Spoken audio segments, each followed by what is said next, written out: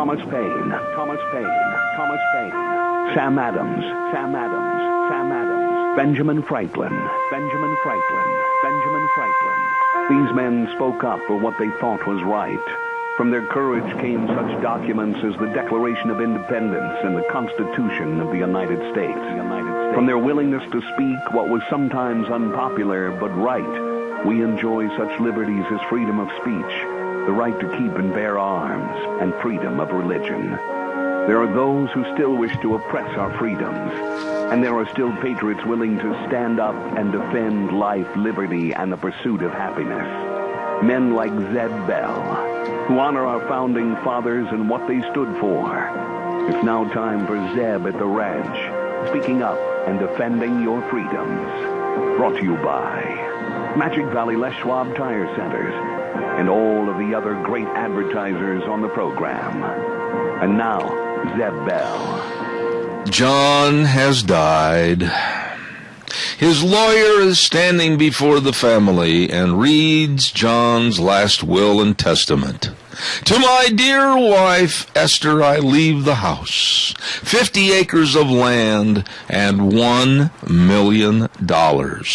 To my son, Barry, I leave my big Lexus and the Jaguar.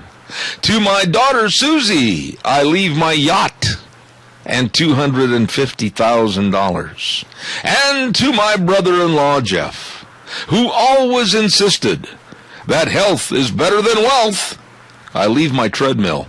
Good morning, everybody. Here comes Kate Smith and God Bless America, followed by a patriot with our Pledge of Allegiance. Morning, morning.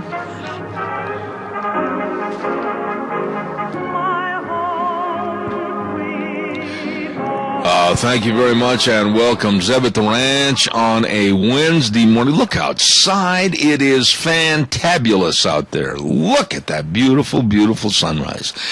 Zeb at the Ranch, and I'm Zeb Bell with your Magic Valley Les Schwab Tire Centers as our major sponsor, all 7 locations serving you, and really service is the key word, along with some of our great advertisers that include Lee's Furniture, Floors, and More at 459 Overland in Burley, and our friends at Western Waste Services, always at your disposal. Get on the route service, get rid of your garbage. Call them at 734-6969. And right now, a lady that probably is very, very sick and tired of having somebody stick all their dirty fingers and rubber gloves and utensils and knives and swords and machetes in her mouth. This is Gina Jameson. Actually, I am kind of getting sick of it. Honestly, though, doesn't hurt at all. Don't even feel it.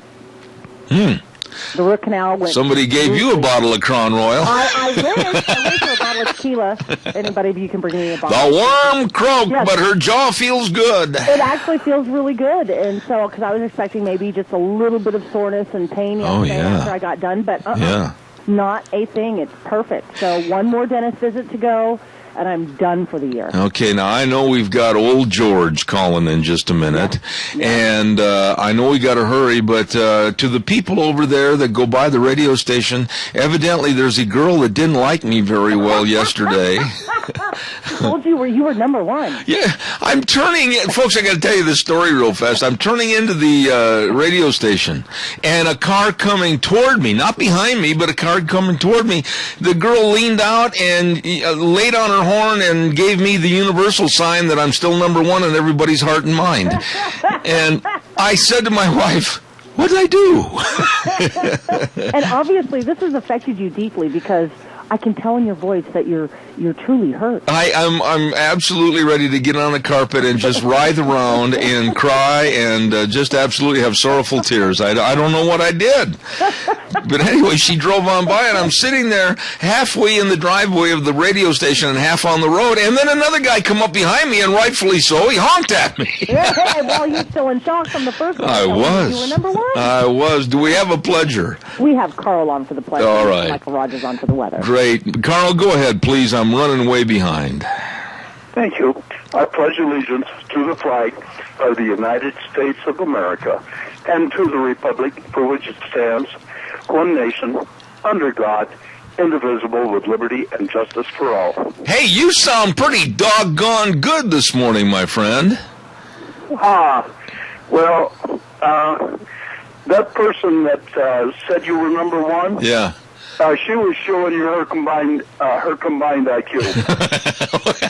All right, Carl. God bless you, man. Thank you so much. Thanks. You bet, buddy. Thank you. It's time for the weather. Brought to you by Cheney Flooring and Home Design, 1228 Oakley Avenue in Burley. Oh, my goodness. They're going to be closed on Mondays. They're going to have a little time with their family for a little bit, and they're going to be closed on Mondays, but you still have Tuesday through Saturday to go in and shop at Cheney Flooring and Home Design. And check out all their repurposed furniture, and they've got new decor items coming in every day at Cheney Flooring and Home Design, 1228 Oakley Avenue in Burley, 678-6945. Look for the blue door. Right now, here's Michael Rogers' weather. Another day of sunny skies, and the beauty of your weather going into the weekend. The temperature is going to be rather comfortable, thank you very much. 72 for the high today, 75 for the high tomorrow. Even down in the mid-60s as you work your way toward the weekend. But otherwise, I just wanted to stay like that. And when I get back down there next week and come back to Idaho before I go back to Nevada. So other than that, and Zeb Bell, when you get done the number one radio show in the state of Idaho, I need to speak with you. All right. Enjoy the day. Enjoy the weather. It's the only weather you got. Thank you, Michael. Get out of here. Okay. Wow, he scared me. All right, Michael, thank you very much. Hey, the weather brought to you by Cheney Flooring and Home Design, 1228 Oakley Avenue in Burley. Great ideas for redecorating your house for the holidays, and they are looming right around the corner. Look for the blue door at Cheney Flooring and Home Design. Caller, I'll be right with you. Don't go away, I promise. I'm running so doggone late this morning. It's unbelievable. I want to remind everybody, too, about our friends at Ramsey Heating and Electric. We are going to be over there tomorrow for a great big remote broadcast celebrating Hats Off to Farmers and Patriots Day. So everybody come on down. George Mass, I know he's on the line waiting for me. He's going to be cooking breakfast. We're going to talk about that in just a moment. And then, of course, all kinds of company reps, people coming in from all over. Hats Off to Farmers and Patriots Day tomorrow at Ramsey Heating and Electric, where they always provide warm winters and cool summers, 2600 Overland Avenue in Burley. Good morning, George. Good morning, sir. How are you doing? Hey, buddy, whoa, stop. Gina, get on the microphone real fast. Gina, are you there? Yep. All right, on the downbeat, it is George's birthday today. Are you ready to wish him a happy birthday? I am. 1, 2, 3. Happy birthday to you. Happy birthday to you. Happy birthday, dear Georgie. Happy birthday to you. There you go. He's Come on, Mass, say something. I don't want dead air on the radio. Well, I'm just dumbfounded. Imagine that. Lost for words. That don't happen often. Well, it ain't going to happen again for at least a year, I'll tell you that. Yeah. They would like to touch this morning on the Ramsey's Electric Patriotic Breakfast that we're doing for the Youth for Liberty tomorrow morning. Yes. We are blessed to have Ramsey put us under his wing. We're going to have biscuits and gravy, orange juice, milk, and coffee. The price is $4. With the purchase of the meal, you have a chance to win. We've got some great sponsors, Dairy Queen, Burgers, etc., Pizza Hut, Hill Oil, Hans Hardware, Snyder's, Mad River, Les Schwab Front End Lineman, Bonanza Motor, 2 Lube Jobs, and all the proceeds go to uniforms for the Youth of Liberty at Minicasia. Okay.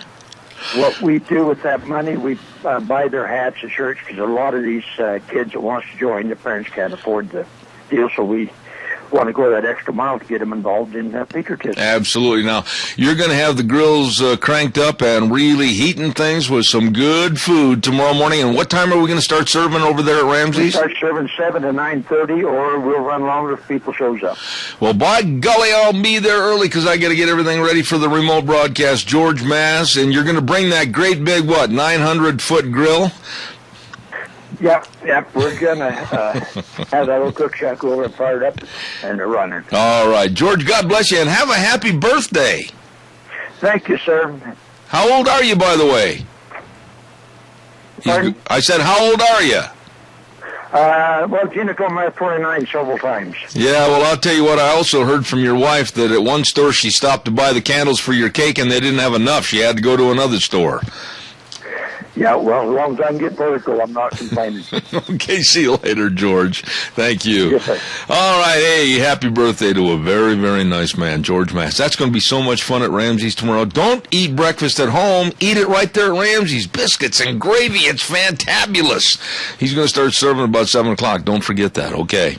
Hey, by the way, Valley White Home and Ranch, they've got a Patriot Day sale starting tomorrow and going all the way through Saturday. That's right. And also, any uniformed police, firefighters, or EMTs will receive a free fountain drink and 20% off on all the clothing and footwear. Woo, my goodness sakes, you better get on in there today. 20% off on all clothing items and footwear, and they've got all kinds of things for you. They got the doggy kennels. They've got everything. You check it out at Valley White Home and Ranch, your farm, family, and home store right there at 910 South Oneida in Rupert. It is Valley White Home and Ranch. All right, give us a call, 436-2244, 1-866-927-4587. I absolutely don't understand why Marine Sergeant Tahmooressi is still in a Mexican prison. I don't understand this. I do not understand why Pastor Abedini from Boise is still in the filthy confines of a prison over in Iran, and others that are locked up by other governments and other countries, basically wrinkling their nose at the United States and saying, "That's tough, Obama." This so-called leadership, really, come on, what kind of a president is this? What kind of a president would let the president of Mexico, the leadership of Iran, and other countries just basically dictate to us what they're going to do, break international treaties, and we sit back and we don't do anything about it? I was listening, and whether you like the man or not, it's irrelevant. But Donald Trump said yesterday, and I agree with him wholeheartedly, one phone call, 2 minutes on the phone with Mexico president, and Tahmooressi should be headed within 5 minutes to an outlet to the prison and an inlet to the United States of America. This is absolutely ridiculous. Every day, every minute, we are letting Mexico invade our borders with their people to come up here and be illegal aliens and on our system, our welfare system.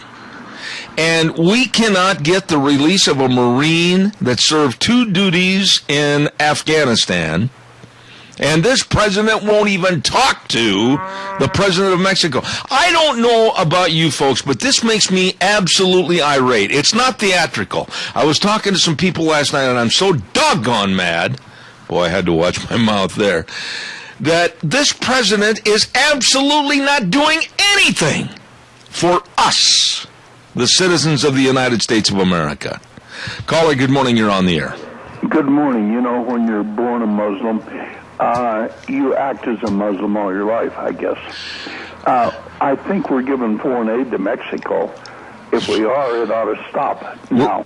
There's no doubt about it. I mean, we're supplying millions down there, and we're doing more than just supplying the money. There's so many other gratuities that we are providing to the Mexican government and this administration in Mexico. Carl, there is no answer for this. Call him up on the phone, and Obama should say, "We want Tahmooressi waiting at the border in 15 minutes. Have him there or else." There's no excuse for this. No, there's not. I agree. I don't know what the guy did. You know, what do you mean? Murder is one thing. If it's petty theft is another. Whoa, wait a minute. Tahmooressi, he didn't do anything.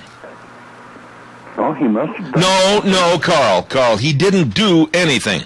He took a wrong turn off of their freeway system and went in a U-turn, headed back what he thought was to the United States. It was very poorly marked. Even some reporters have taken the same route, and they also made the same mistake, and the man was arrested.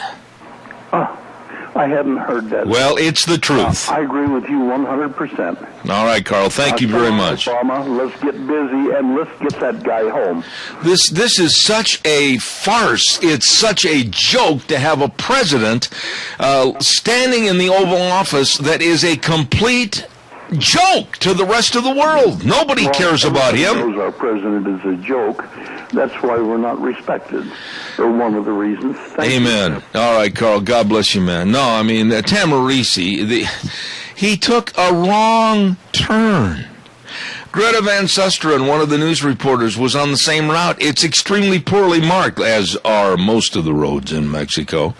And the guy ends up in a Mexican prison, didn't do anything wrong, admitted his mistake of turning wrong, called 911 and said, I've taken the wrong turn, how do I get out of here? And they engulfed the car and arrested him, and he's been down there for 5 months in jail, and our president and our leadership, quote unquote, won't do anything? Oh, we ought to be outraged. Denny's restaurant. Excuse me, I got hay fever this morning. I'm all worked up. Denny's restaurant, 611 Overland and Burley. And as I've said, they've got the gift cards. Caller, I'll be right there. Don't you dare hang up. And you can buy some of those gift cards, and some people that you love and care for can go over to Denny's and sit down and go, holy cow, this is the greatest gift we've ever had. Why, the breakfast and the lunches and the dinners and the service, everything is fantastic. The menu choices are just outstanding. You're going to love the food. You're going to love the time you spend at Denny's restaurant, 611 Overland in Burley. And we will have Zeb's Lunch Bunch there next week on the 18th. Don't forget it. Denny's restaurant. Caller, good morning. You're on the air. Good morning, Zeb. Yes, sir. And they got a good alarm system, too. Yeah, oh, boy, did they ever. But, you know, on this Tahmooressi, it's funny as hell that he makes a wrong turn and has been spending all his time in that rotten jail.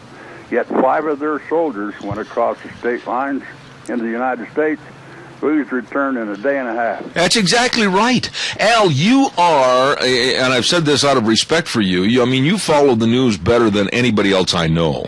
And this happened, and our government basically said with a wave of the hand, oh, you made an error. Here, welcome back to your home country. But yet we're not doing a thing. Through our State Department, John Kerry is a joke. He's a 6'3" laughable clown. And along with Obama and Hillary, I am just absolutely sickened by the lack of response from this administration.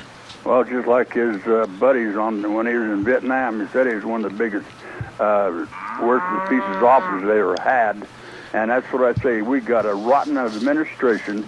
They don't give a damn about us, but boy, they'll bend over backwards to turn 5 terrorists loose for one soldier that went AWOL. Yeah, and I'm going to be talking extensively about this deal with Bergdahl next week on the program. I am livid that we did what we did, and now it's going to create bigger problems. Al, God bless you, man. I think the House Representative, the big shot there, Boehner, he better get off his stuff and do something about it himself. No, he's too busy sitting in the Oval Office with Obama, smiling like a Cheshire cat. Yeah, you betcha. All right, Al. Have a good one. Thank you. Caller, I'll be right there, I promise. Don't go away. Want to remind everybody about Barry Equipment and Rental. Eli and the rest of the crew, my goodness, 3 locations to serve you. And by the way, they've got 2 brand new aerial lifts. These are the big boys. Yeah, the 4x4 man lifts. And they got the ones that are run outside on diesel and inside on electric. And they've got the new 50 towable electric lifts. Get you way up in the air. These are by Nifty Lifts. You bet. Need to get up in the air? You better believe you can stop into Barry Equipment and Rental. They've got your equipment necessary. Addison Avenue West in Twin Falls, South Lincoln in Jerome, and 159 West Highway 30 in Burley. The best. Barry Equipment and Rental, serving you. Caller, good morning. You're on the air. Good morning, Mr. Bell. You know, our biggest enemy that we're combating right now resides at the White House. I couldn't agree more. Aaron Vaughn's parents did an interview with, I believe it was either Greta or Sean Hannity. Yes. And that's exactly what he said. And he's right. The Attorney General is in Mexico right now visiting the President of Mexico. They're not talking about releasing our veterans. they're talking about the war over with ISIS. That's exactly right. You know, I don't know. I don't know what's wrong with this administration, but if we the people do not stand up and say, you know what, Bucko, you're out of here, we get what we deserve. 55% of the people think this is a totally failed administration. That's not very. That's not going to instill a lot of confidence in anybody. I'll tell you that. No, it is a failed administration. Since day one, almost 7 years ago, he's failed everything. He should have been impeached his first day in office. Well, let me ask you this real quick and give me an honest answer of this. Of the people that you know, real short answer, of the people that you know that voted for Obama not only the first time, but possibly the second, God forbid, have they changed their tune and are singing a different song, or are they still standing up praising what a quote-unquote great man and president he is? Yes, the first response. They're so ashamed. They wanted change. I think everybody did, but the change that we're receiving is not what they thought we were going to Amen. Get. Amen. Now we can use Obama's slogan from the first time about hope and change, and I can't wait to hope for some change. You're right. Amen. You're right. If we don't win the Senate and get the Congress behind us, we are in big trouble, Seb. Amen. And you're going to hear, starting in the next 10 days or so, that we're really going to go political on this program, to the point where I'm going to try to get Democrats on the air to voice why they support a platform that absolutely, to me, is ridiculous and almost un-American. Well, maybe they had a blonde day. I don't know when they voted. I don't know. But I think they bought... We are in big trouble. Well, they'd been to the hairdressers, and I think they bought all the dye that was available. Thank you. Huh? Thank you. Have a great day. All right, you too. Snyder Surplus, it's not just army and hunting supplies. No, they've got something for everyone. They've got bunk beds. They've got chairs. They've got desks. They've got everything over there. I'm telling you, when I say everything, that's absolutely the truth, too. They got huge air compressors. They've got everything. They've got all your tools. What are you waiting for? Leland and Tammy and the rest of the folks, brand new store, brand new merchandise, and the same great friendly customer service at Snyder Surplus, 112 South, 200 west of Rupert. Don't you dare put it off. Stop over and see Snyder Surplus today. Time now for the Capital Press Ag Minute. We'll be right back. The Capital Press Ag Minute is brought to you by OnlyAg.com. The USDA will spend more than $328 million to buy 380 agricultural easements to protect and restore 129,000 acres of prime farmlands, grasslands, and wetlands. The USDA says the effort will focus on water quality, wetland storage capacity, habitat protection, and assistance for land that is at high risk of development and erosion. The easements will be funded through the new Agricultural Conservation Easement Program established in the 2014 Farm Bill. The program consolidates the farm and ranch lands. The easements funding includes $3.5 million for Idaho and $2 million for Washington. This is Hannah Brous. To receive instant, exclusive, unlimited access to the West Agricultural News Source, register your account today at CapitalPress.com. Ladies and gentlemen, thank you, Capital Press, and I'm very honored to have on my program United States Senator Mike Crapo from Washington, D.C. Good morning, Senator Crapo. How are you, my friend? I'm doing well, Zeb. Good morning. Mike, you and I, like I say a lot of times at the beginning of our programs, we've known each other for a long time, so we're going to be straight shooters. I will personally buy you the biggest steak dinner that you've ever had in your life. If you will, after this program, call up Obama and say, Mr. President, I, on behalf of all of my constituency in the state of Idaho, want Sergeant Tahmooressi released not 5 minutes from now, but now from that Mexican prison, and stop all the balderdash, stop playing politics, and get it done. Would you do that for me? I'd be glad, I would be glad to do that. I'm not sure he'll take the call, but I'd be glad to try. And, you know, we've, as you know, have been pushing and pushing for him to make that release. It is so unbelievable that the president will take actions to allow those who are trying to illegally enter this country to increase their effectiveness and to actually invite them, announcing that he's going to wait till after the elections, but he's going to have a unilateral presidential order of some sort granting amnesty and causing the crisis at the border with the children by basically not enforcing our immigration law. But he won't take the action to get one of our soldiers back. Mike, I'm totally confused, and please shed some light and education on me. I'm just an old 66-year-old cowboy that does not understand why we are dragging our feet and not doing anything on our borders. We're not closing them down. We're not checking to see if ISIS is possibly coming through the border. We're not doing anything to stop the illegals. Why? Why is this administration absolutely letting the American people be subject to terrorism and all kinds of ill will with the illegal children coming across and everybody else? Why won't they shut down the border?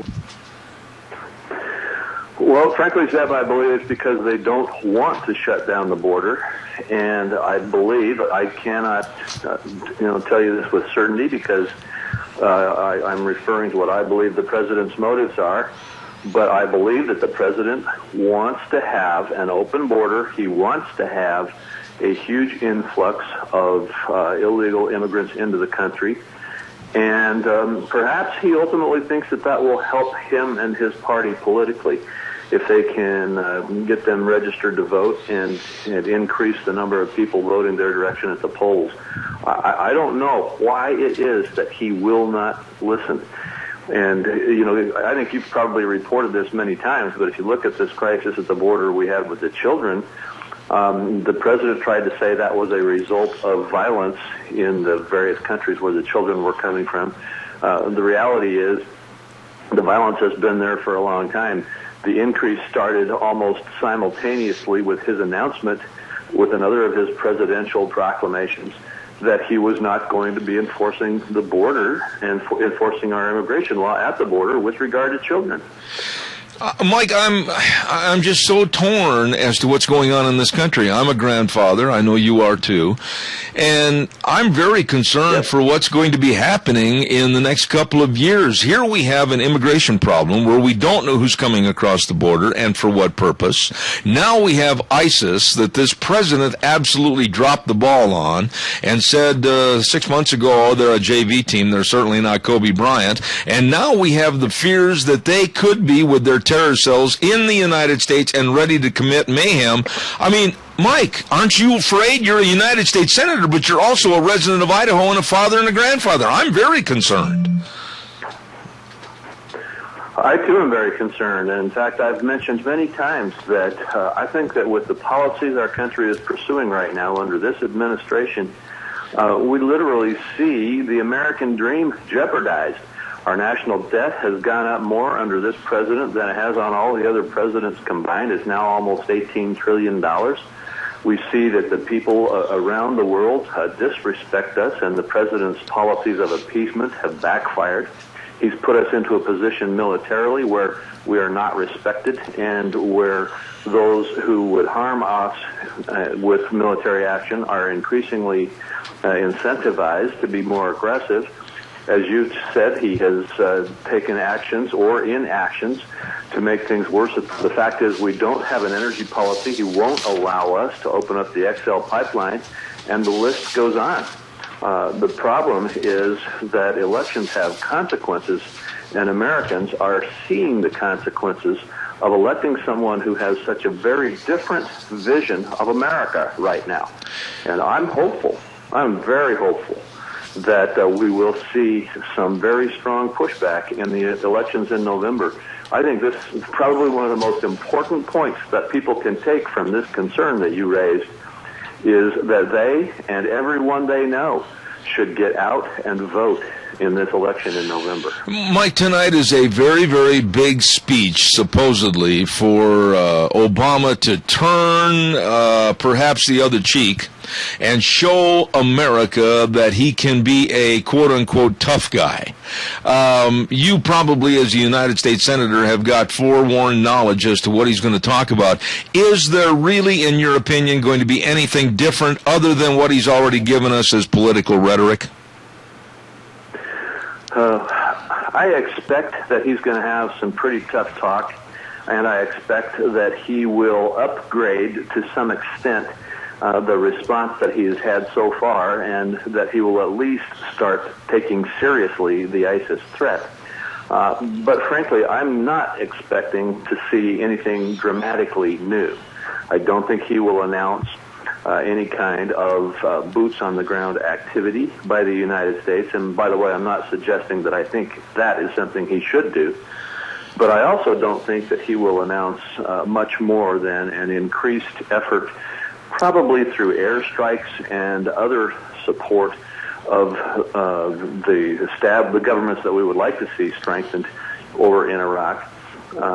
And a lot of talk about how we are going to degrade them and ultimately destroy them after he has, for so long now, essentially allowed to develop in the Middle East the very types of circumstances that feed ISIS. And as you know, ISIS used to depend on contributions from others who were wealthy enough and who were so inclined to try to support their terrorist goals. Now they have claimed so much land and territory and jurisdiction, they are basically self-funding, and they've got increased assets and are an increased threat. And I hope that at least the president will acknowledge that and say that the United States will do everything it can to destroy the ISIS. Do you think, Senator, and I'm not trying to paint you into a corner here, Mike, but it's a question I have not heard anybody on the national level ask, and I want to ask it. Do you think that with the intimation that ISIS is going to join forces with Hamas against Israel, our number one ally in that area, will the president possibly announce or do something to show that we're going to support Israel as our ally? You know, I think the president will use soft words to that effect. But if you look at how the president has responded to the current situation with Hamas, I don't think you can expect that he will give the kind of strong, no equivocation answer that says that Israel is our ally and we will respect that and we will stand by Israel. I don't believe he's been willing to say that even to this point, with the attacks that Hamas has been making. Certainly the president has said, well, Hamas should not be attacking the Israelis. But in the same breath, he criticizes Israel for being culpable in some way in the attacks. And I find it that the president will not solidly and strongly stand up and declare that the United States is an ally of Israel and that we will honor our commitments to protect Israel. It is key for us to protect Israel's sovereignty in this effort over in the Middle East. Mike, I want to shift gears here for the time remaining and ask you about the economy and ask you about Obamacare and everything else which is tied into our economy. Are you, as a United States Senator, seeing any improvements, or do you see all of us with our heels on the edge of a cliff and a good breeze will blow us off into the canyon? What are your thoughts about this economy right now with still 2 years left with the Obama administration? Well, unfortunately, Zeb, I'm quite pessimistic about the direction the economy is taking. We have had an unprecedented amount of intervention by the Federal Reserve, literally printing trillions of dollars and pumping them into our economy in order to try to hold it up. But the Federal Reserve has recognized that this policy, which I opposed from the outset, cannot be conducted forever, and they're backing off within the next few months. And as we see that, I think that you then have to observe the fact, as you indicated, that things like the lack of a national energy policy, things like the slamming impact of Obamacare, both in terms of the new taxes and in terms of the phenomenally skyrocketing prices of health care and premiums that people are paying, and the list goes on, and the regulatory pressures that are now being put on small businesses and large businesses alike with very little beneficial results other than to just drive capital out of our markets. As we see that kind of thing play out, I believe our economy is still in for some rough times. Mike, question regarding the Senate. If we are able to let the American public know what's going on with this administration and sway the various votes in various states to get the 6 seats needed to take over the Senate, will that be a power play so that the Senate can start forcing Obama's hand on energy and thus maybe coerce him into signing for the Keystone Pipeline or not? Yes, it will to an extent. Now, obviously, even if what you described happens, which I very much hope it does, and think that there's a good chance that it will, there will still not be a filibuster-proof Senate, and so the Senate will not be able to send everything that we would like to the president. And even if we did, he would certainly veto some of it. However, you hit the nail on the head. The fact is that our agenda would be on the table. Our agenda is sound and solid and policy-based, and it is clearly designed to help America heal and to start resolving some of these very dangerous and difficult circumstances. You mentioned the XL pipeline, and there's a dozen like that. There's 24 like that. And many of those, as we put them forward, will be things that we can get the votes for in the Senate because it will literally shame those who have stopped them so far, and they won't dare to vote against them. And some of those we will either be able to get the president to sign or we will be able to override his vetoes. So like I say, it's not going to be 100% because they do have the ability to stop with filibuster and vetoes much of what we would try to do.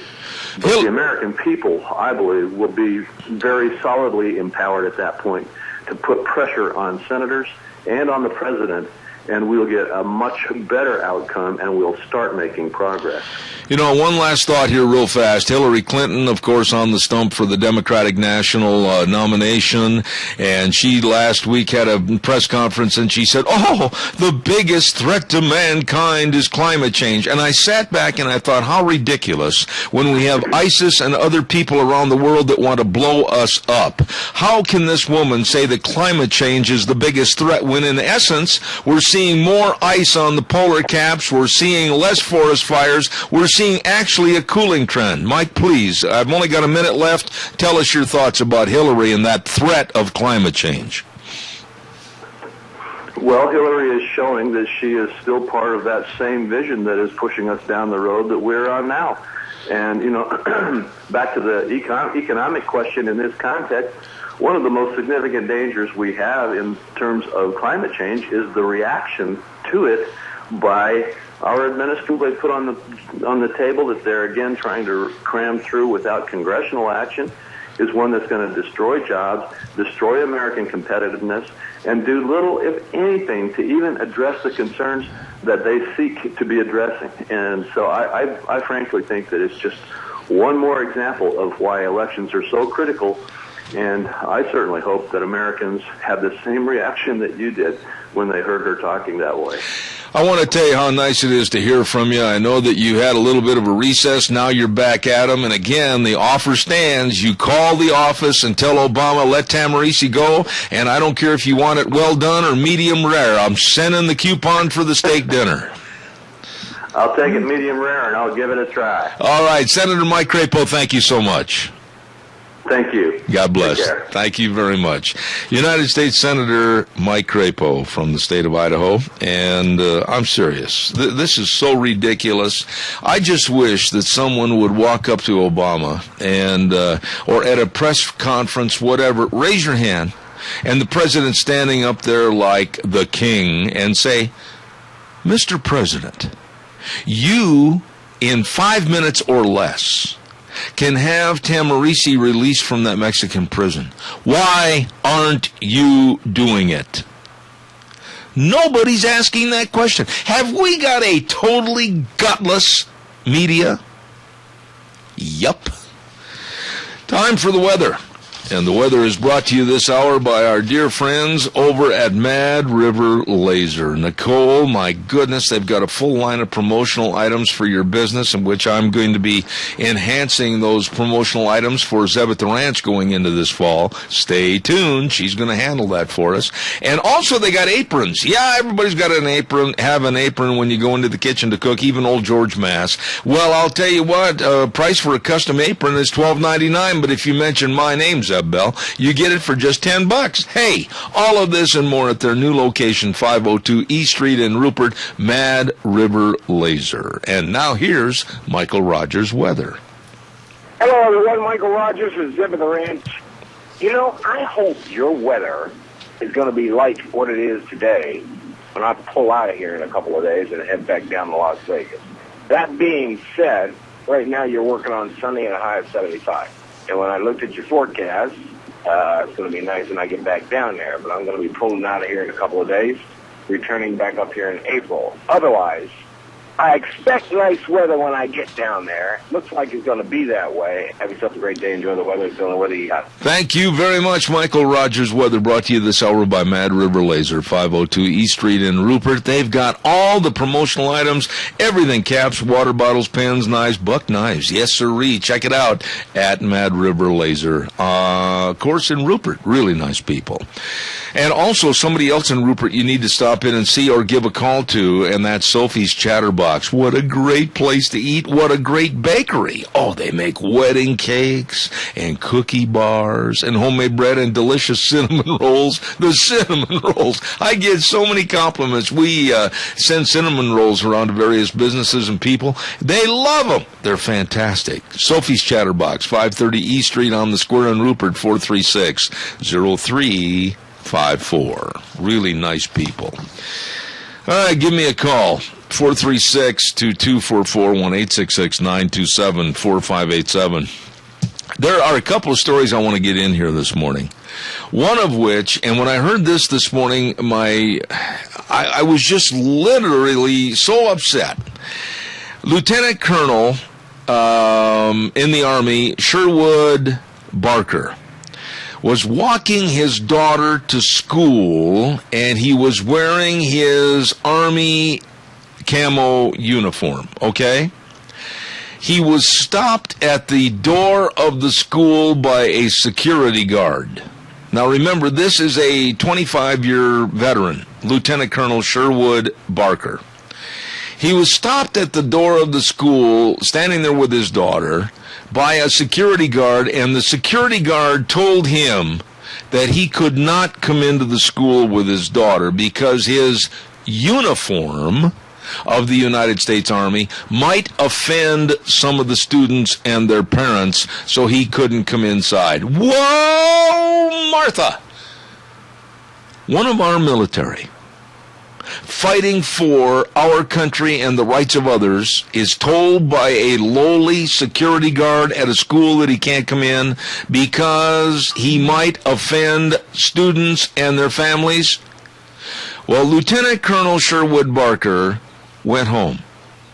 And all of a sudden the phone rang, and it was the principal, and he apologized for the security guard. But by then, it's way too late. Have we lost our minds in this country to where we're not respecting what our military does and is for us in the United States? You want another one? I'll give you another one. Firefighters in a small Illinois town, kind of a suburb of Chicago, were told by the chief of that fire department to take off the United States flag patch from their helmets and their uniforms and their lockers, because if they had tours, somebody might see the flags and be offended, and while on duty at a fire, they might see the flag of the United States on their helmets or their fire equipment and also be offended, so take it off. What? And then here's the one that got me almost the worst. A maintenance man, a black maintenance man working for a city in Florida, is changing the oil on a city truck. And guess what he put on the floor to catch the oil and the grease and the muck? An American flag. An American flag. And when asked why he did such a stupid thing, he just goes, well, I guess I didn't think about it. An American flag? You know, it's not just the kids that need a slap in the back of the head and an awareness as to what's going on. It's adults. How can we be so doggone stupid? An American flag on the floor underneath a vehicle to catch the oil? Well, I don't know. I guess I just didn't think about it. A lieutenant colonel serving our country and walking his daughter to school with a sense of pride, being told by a lowly security guard, you can't come in here, you might offend somebody. And firefighters, proud of being here in the United States of America, told they have to take the flag patch off, it might offend somebody. What in the world is the matter with us? Who cares if somebody's offended? Who cares if somebody is offended by the United States of America flag? I don't care. Those people mean nothing to me. Their opinion means nothing to me, because we live in the greatest country in the world, the United States. And we're supposed to hide our flag, hide our patriotism for these nitwits? Folks, speak up. We've got to do something. We've got to do something.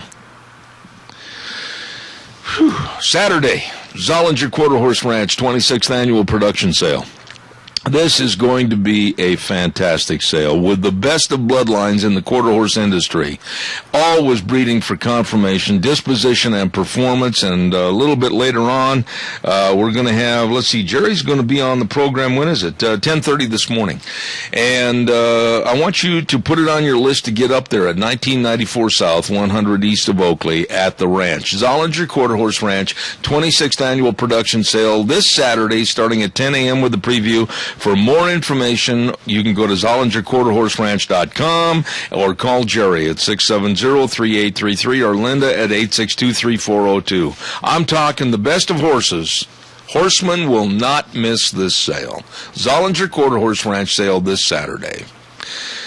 All right, calls are welcome and appreciated. 436-2244, 1-866-927-4587.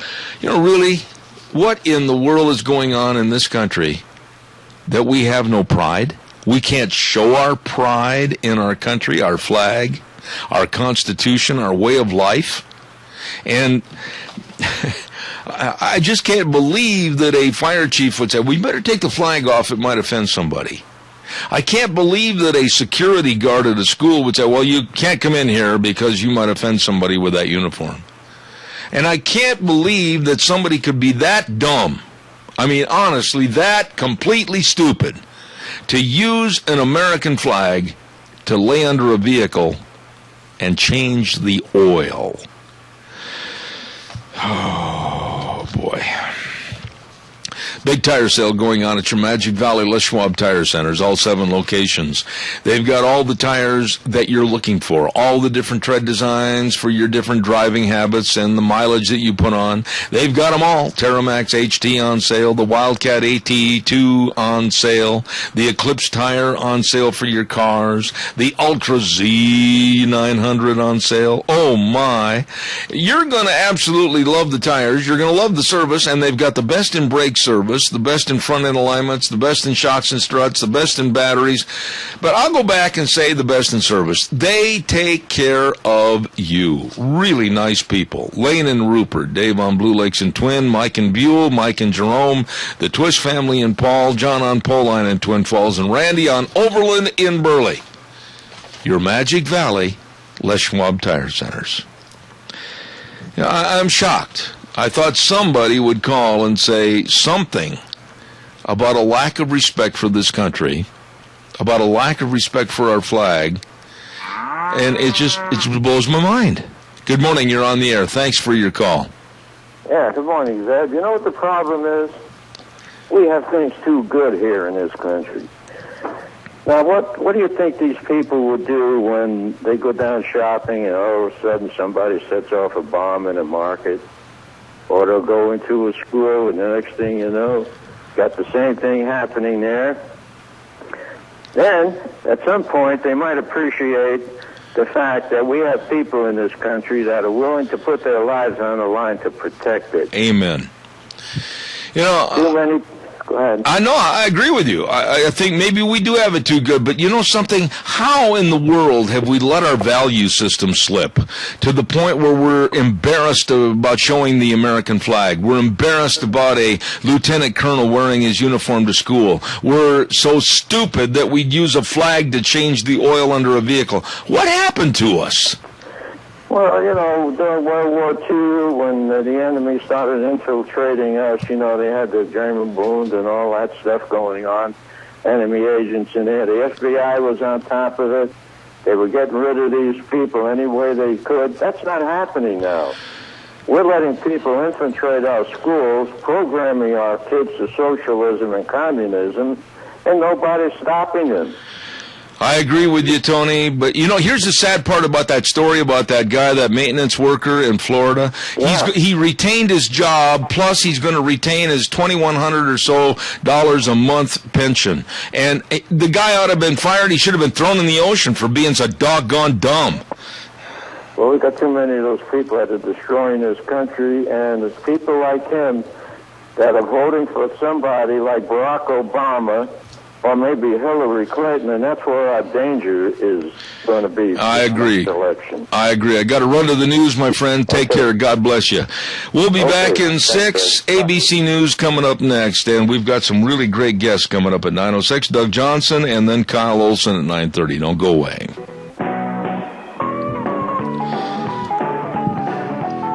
Oh, good morning, good morning, good morning, and welcome back. Hour number 2 on a blustery and cooler morning out there in Magic Valley. Zeb Bell, Zeb at the Ranch, with our major sponsor, your Magic Valley Les Schwab Tire Centers, and some of our great, great advertisers, including Lee's Furniture, Floors, and More at 459 Overland and Burley, and our friends at Western Waste. From the canyons of the Snake River and all across southern Idaho, we're always at your disposal. Western Waste Services, we care about our community, our resources, and embracement. Western Waste Services is lending a hand, always at your disposal. Western Waste Services, always at your disposal. If you're doing a remodeling job or doing some landscaping and you're going, holy cow, look at all this refuse I've got. Well, put it in a dumpster. Get a dumpster. They've got them in various sizes from Western Waste Services. Fill them up and then they come get them. Hey, it's a piece of cake. And don't forget, too, they've got all the porta potties and get on the route service, and once a week they come by and get your garbage. Yep, that's the way to do her. 734-6969. Western Waste Services, always at your disposal. Absolutely. Oh, my goodness. Hey, big team roping tonight. I think Dave told me, Dave Zanino said they're going to have their last one tonight. Dave, if I'm wrong, correct me. Starting at 6:30, sign up and rope at 7, 3 for $20 at the Jerome County Fairgrounds. Don't forget that tonight, okay? And by the way, too, Hanson Mortuary, 710 6th Street in Rupert, with our dear, dear friend Joel Heward. What a very nice person, and always there for you. That's right, with the highest ethical standards and unquestioned integrity, and always wanting to be of service to you and your family. So please call them at Hanson Mortuary, 710 6th Street in Rupert. The number, write this down, 436-5636. 436-5636. Hanson Mortuary, serving you and your family. I hear a little beeper going off in the background. It's either at our station or else it's Doug Johnson, and he's backing up. Good morning, Doug. Good morning, Zeb. How are you this morning? I'm fantastic. How are you? Oh, not too bad. I got to compliment you I read your blog that I thought was spot on. I hope you read mine, I read yours. And the Horse Sense blog, the last one that I have, says, the foolishness of thinking Obama's incompetent in dealing with ISIS or anything else for that matter. You know, I have said, and wrongly, I've said it on my program, that Obama is inept, Obama is an amateur, Obama is this and that. And I agree with your philosophy and thinking, because I said before he was elected, I think he's going to be a showman for the left and left principles and lead us down the path to destruction. I honestly think you are right. It's a predetermined plan, what he's doing. Doug, you have the floor. Well, and I appreciate your comment, Zeb. It's really easy when things don't go the way we think they should for us to lay the blame on ignorance, incompetence, things like that with somebody, especially our president. Yeah. Because most Americans, and I talk about this at the Horse Sense blog, most Americans have the same values. I mean, they may claim to be a Democrat or Republican, independent, whatever, but the fact is, if you get politics out of the way and you just talk to any American, most Americans, they want safe neighborhoods, they want a good economy, they want a bright future for their kids, they want a strong country, they want us to be safe from foreign dangers. A little tickle there, sorry, Zach. And so it's really, the real issue is how do we solve those problems, or how do we address those issues, not do we agree on what problems we have. Most Americans agree on the problems we have and the goals we have for our country. But this president, who, and I, I'm a broken record on this, who is just an example of the entire Democrat Party, and I've got to keep harping on that, because so many people think, well, if we just get to 2016, get another president, we'll be fine. No, we won't, because he is just the mouthpiece for this whole communist progressive movement. And so when we sit and we say, well, he's incompetent, what we're assuming is that he would want the same things we do for America. But he doesn't. His goals are different. He is not American, and I'm not getting into this whole birther issue, which we certainly can, but I'm getting into the DNA inside him. What drives this man, his core values are not American values. And as a result, when we see him not acting in the benefit or for the best interest of America, as we feel it should be, we think he's incompetent, when the fact is, no, he's just pursuing the path that is his plan. And so by doing that, and I'm elongating this more than I should, Zeb, but by doing that, by saying he's inept, he's incompetent, what we are doing is we are facilitating this mindset that we just have to get past the next election, we'll be okay, when the real issue is we are fighting something much deeper and much more sinister, and we must focus on that. And that, what you just said, I agree with, and it also dovetails into our society. We have lost respect for ourselves. We've lost respect for our flag. We've lost respect for our values. I was just talking last hour, and I'll give a quick synopsis about some of the stories I was talking about. Lieutenant Colonel Sherwood Barker walks his daughter to school wearing his Army camo uniform, and a school security guard stops him at the door and said, you can't come in because you might offend some child or adult with that uniform. Firefighters in an Illinois town, a suburb of Chicago, were told to take the United States flag patch off of their helmets and uniforms. It might offend somebody. And then a very stupid worker in Florida is changing the oil of a city vehicle, and he uses the United States flag as a drop cloth. I mean, we are absolutely not respectful of ourselves, Doug. Well, we're not, and of course this really goes back to the fact that starting with our generation, the baby boomers, and I'm not saying you and I, Zeb, but starting with our generation, raising our children, many people in our generation, thanks to the radicals of the 60s, have not raised their children with an understanding of who America is, our exceptional nature as a nation, our exceptional history, the good things we've done in the world that far exceed the good things done by all other nations combined in history, and which all comes down to a pride and respect for our country, a reverence for our country, so that you or I, and I'm sure most of your listeners, we wouldn't think for a moment of even letting a flag touch the ground, let alone use it for a rag. But yet, people do this without even thinking. because they don't have the ingrained respect for it. It reminds me, and I'm turning a little bit of the topic, but I'm sure you'll appreciate it.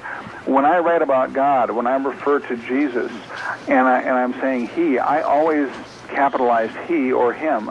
That's my nature. It's what Absolutely. I do. And I had an editor in a book I worked on a while back say to me, you might miss some. That's probably not a good idea. You should just use lowercase. It's not required. And I said, this is a personal choice of mine. That's right. I look at any reference to God as different than a reference to anything else. And she paused and she said, and she has a similar faith to mine, and she said, well, I respect that. And she said, if that's how you feel, I said to her, look, I can't even type the word without capitalizing it. I just can't do it because I have a reverence and a respect there. The same thing applies to our nation. We should have a reverence and respect for our nation, but we're not raising our children to understand that and have that reverence and respect for our country, so they use flags as, what would you say, to clean up an oil change mess? Yeah. I mean, that's unfathomable in my mind, but yet that's what's happening because our nation does not respect who we are. But here's the deal, Doug, and you and I were cut out of the same cloth, more or less, to tell firefighters in an Illinois town that, better take that patch off your sleeve, don't put that patch on your helmet, and no United States flags on your lockers. Somebody taking a tour might be offended by it. Doug, I don't care if the flag offends somebody. If it offends them, they don't belong here anyway. Well, you're absolutely right, and that's how we should be. I guarantee other countries don't take their flag down if somebody comes in that might offend them. And going to even what I think it's the same thing you mentioned was this story about this Army officer taking his child to school and being stopped. What should have been done was say, welcome to our school, and say to the little children or big children, whatever age they are, it doesn't matter, say, look, here is one of the people who serves our country. He's chosen to give his life serving our country, and they should be taught respect for him. And when they see somebody in uniform, they should be in awe, and they should be thankful to that person. They should not be saying, oh, I might be offended. And I agree with you. If somebody's offended, too bad. That's their problem. This is America, and we take pride in who we are. I want to ask you a question regarding Sergeant Tahmooressi that's been in captivity in Mexico for over 5 months for doing nothing wrong. This morning I was listening to Donald Trump, and Donald Trump, you like him or not, it doesn't make any difference. He said enough is enough. Make the call, Obama. Make the 2-minute call and get him released now. Have him headed for a checkpoint in 5 minutes. Get him out of Mexico. There is no excuse for Sergeant Tahmooressi to be held in Mexico. There is no excuse for Pastor Abedini to be held in Iran. Our president and this lack of leadership is a mockery to the rest of the world. Well, it is, and you've addressed two interesting examples, which are in many ways very different. There really is, let me say this. When Tahmooressi was first arrested and jailed in Mexico, I did a little research and learned about their system, and under their system, their politicians have no authority whatsoever to get him out. Obama could call the president of Mexico, and there's nothing, the man could make a request, but it is entirely up to their court system, their judges, to determine this. That doesn't mean political pressure couldn't be put on, but it's not where he could just say, the president could just say, release him. Technically, their laws are set up that way. However, they are a quote-unquote free nation, and so pressures can be put on, things can be done, and they're supposed to be our ally. That's right. And our friend. Now, you compare that to Iran. Iran is actually our enemy, although Obama doesn't seem to recognize that. And it would be understood that we would have little clout through any means and any pleas we would make to get the pastor over there released. So I could see a tougher time doing it. What is tragic is there is no effort made, and I believe there's no effort made because our government, our president, our Secretary of State see no political benefit in pursuing this, and that's why they do it. So these citizens are victims of politics just because our administration doesn't see it beneficial for them to go after this issue. You know, Doug, I guess I'm from the old school, and I am older than you are, and you can chastise me, but I'm one of these guys, like Harry Truman said, speak softly and carry a big stick, but don't be afraid to use that stick. And right now, I see us as a toothless old hound dog that has been relegated to going on the back porch, not the front porch, so the dog's out of the way and doesn't bother anybody. That's how I see us, the United States of America, being treated by the rest of the entire world. Honestly, that's the feeling I have. No, you're right, and that's what we are, and that's what Obama wants. That's part of his plan that I was even relating to in my blog post this week, that, you know, his goals are different. He doesn't want us to be a world superpower. We can just be a regional power. He believes, and this is what a lot of those of us average Americans, and I'm not even talking political party here, just most Americans understand the idea of speak softly, carry a big stick, and most of us agree with it. It's like the bullying issue we have in school, and all these liberals are whining about what do we do about the bullies, and my response is teach your kid to stand up for himself. Yes. And I know there are a few exceptions where a parent needs to step in, but for the most part, when I was a kid, when the first time I was bullied as a kid, my father said, well, go take him on, and you may lose the fight, but you'll get his respect. Well, I took him on, I happened to win the fight, and I got his respect and every other kid around him. But that's not the point. You know, the point is that strength is always what creates peace, because there are evil people in the world, and malicious people in the world, and malicious nations in the world, and they only respect strength. And when we don't show it, we don't have that. But our president believes that if we just leave them alone, they'll leave us alone. If we disarm, they won't bother us. And if Iran wants to have nuclear weapons, that's okay because we have them. And who are we to tell them they can't have nuclear weapons? That's this president's attitude. That's the attitude of the left, and they don't understand the danger they are creating and fomenting by doing this. And so we as a nation, are creating a much, much more dangerous world today than it was just a few years ago because of our inaction and our lack of standing up. And here's something for you to comment on, because it's a fellow resident of your state of Colorado, and that was the professor, Ward Churchill. I watched that entire interview that he had on Megyn Kelly's program, The Kelly File, and I got to hand it to Megyn Kelly. I thought she did, of anybody that could have done that interview, I thought she did a very good job of looking him straight in the eye and calling him what he is.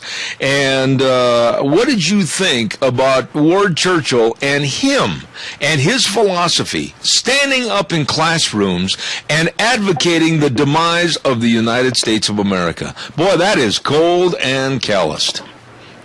Yeah, and of course I was here when all that was going on here in Colorado, and I saw part of Megan's interview with him. I didn't see the whole thing, but and I think if anybody on Fox was to have the interview, she's the one to have it, because she's one of the true bulldogs they have there. I agree. Most of their hosts are not, but she is, and so I was glad she had it. But what I saw was two things. One is the fact that we would even allow somebody with this mindset to teach in our schools and affect our children, because children in college are still children. Yep. Their minds are not fully formed. It has been scientifically shown that until you're well into your mid to later 20s, your brain is not fully mature, and you can't think through the same processes and things as you can when you're a little older. And so during formative years, we're letting people like this influence our children is ridiculous. I also think, and this is just a sidelight, Zeb, and it's not really about his content, but listening to him and things he would say, and what hit me so hard is the man does not know how to communicate. And I'm thinking, set aside his ideology and all the evil stuff there. This man's incompetent at communicating. Why are we letting somebody who can't communicate teach our children? I agree. So he fails on every level in my mind, and I look at it and I say to myself, this is the problem. I've gotten to the point, and as you know, my wife is a retired teacher, and I've gotten to the point where I am against virtually all college education, with limited exception. There are a few good schools, but you got to be very careful, or you got to have a really strong kid, because colleges today are nothing but propaganda mills for the left, and our kids should not be exposed to that. They don't need that. They need to be exposed to the truth. And so I would much rather see my child choose to do something else. And in fact, I actually encourage the trades, because I think that's a good field to go into. And so be an electrician, be a plumber, be a contractor, whatever. But anyway, so that's my opinion of it. I think the guy in the interview is a good example to Americans of why we need to clean house in our universities. No, I think what you just raised as a kind of a debate and an open forum is an excellent point, because I've seen Bill Ayers on TV. He was, a matter of fact, also interviewed by Megyn Kelly. And I've seen what his philosophy was as far as the demise of America, and he's not really that good a spokesperson at all. And then I watched the bumbling, stumbling, absolutely kind of a caveman effect of Ward Churchill on television, and I thought, wow, is that the best that the left can put in front of the public to try to further their views? What a dolt. I agree with you in its entirety, but the left touts these people and keeps pushing them to the forefront. Well, it does, and what's interesting, and now here's the other side of the challenge, and this is for those of us, who are a little older, and some of us raise strong kids that can stand up to these things, and God bless them, they should go fight the fight on the front lines in those college classrooms. I have a good friend in Denver who is a consultant like I am, but his background is accounting, and he's very, very talented.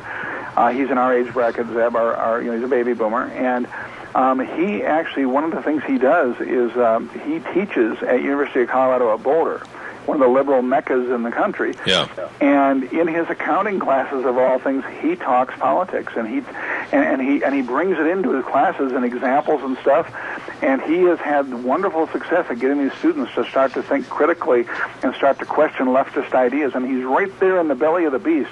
And so I say, if you have that ability, and a lot of people, once they've been in their career for a while, have the abilities, they can go teach extension courses and extra courses at colleges on a part-time basis, and they're welcomed by the schools, especially business schools, and it gives them a chance to have some influence with these students. And he's had a real impact among students up there, and he's a very popular teacher. He gets really high marks from the students on his teaching, and so the school, has no problem with him. But he's taken the opportunity to reach out in his way that he can to these kids and help influence their thoughts and counteract all the nonsense they're being taught by the other professors. Amen.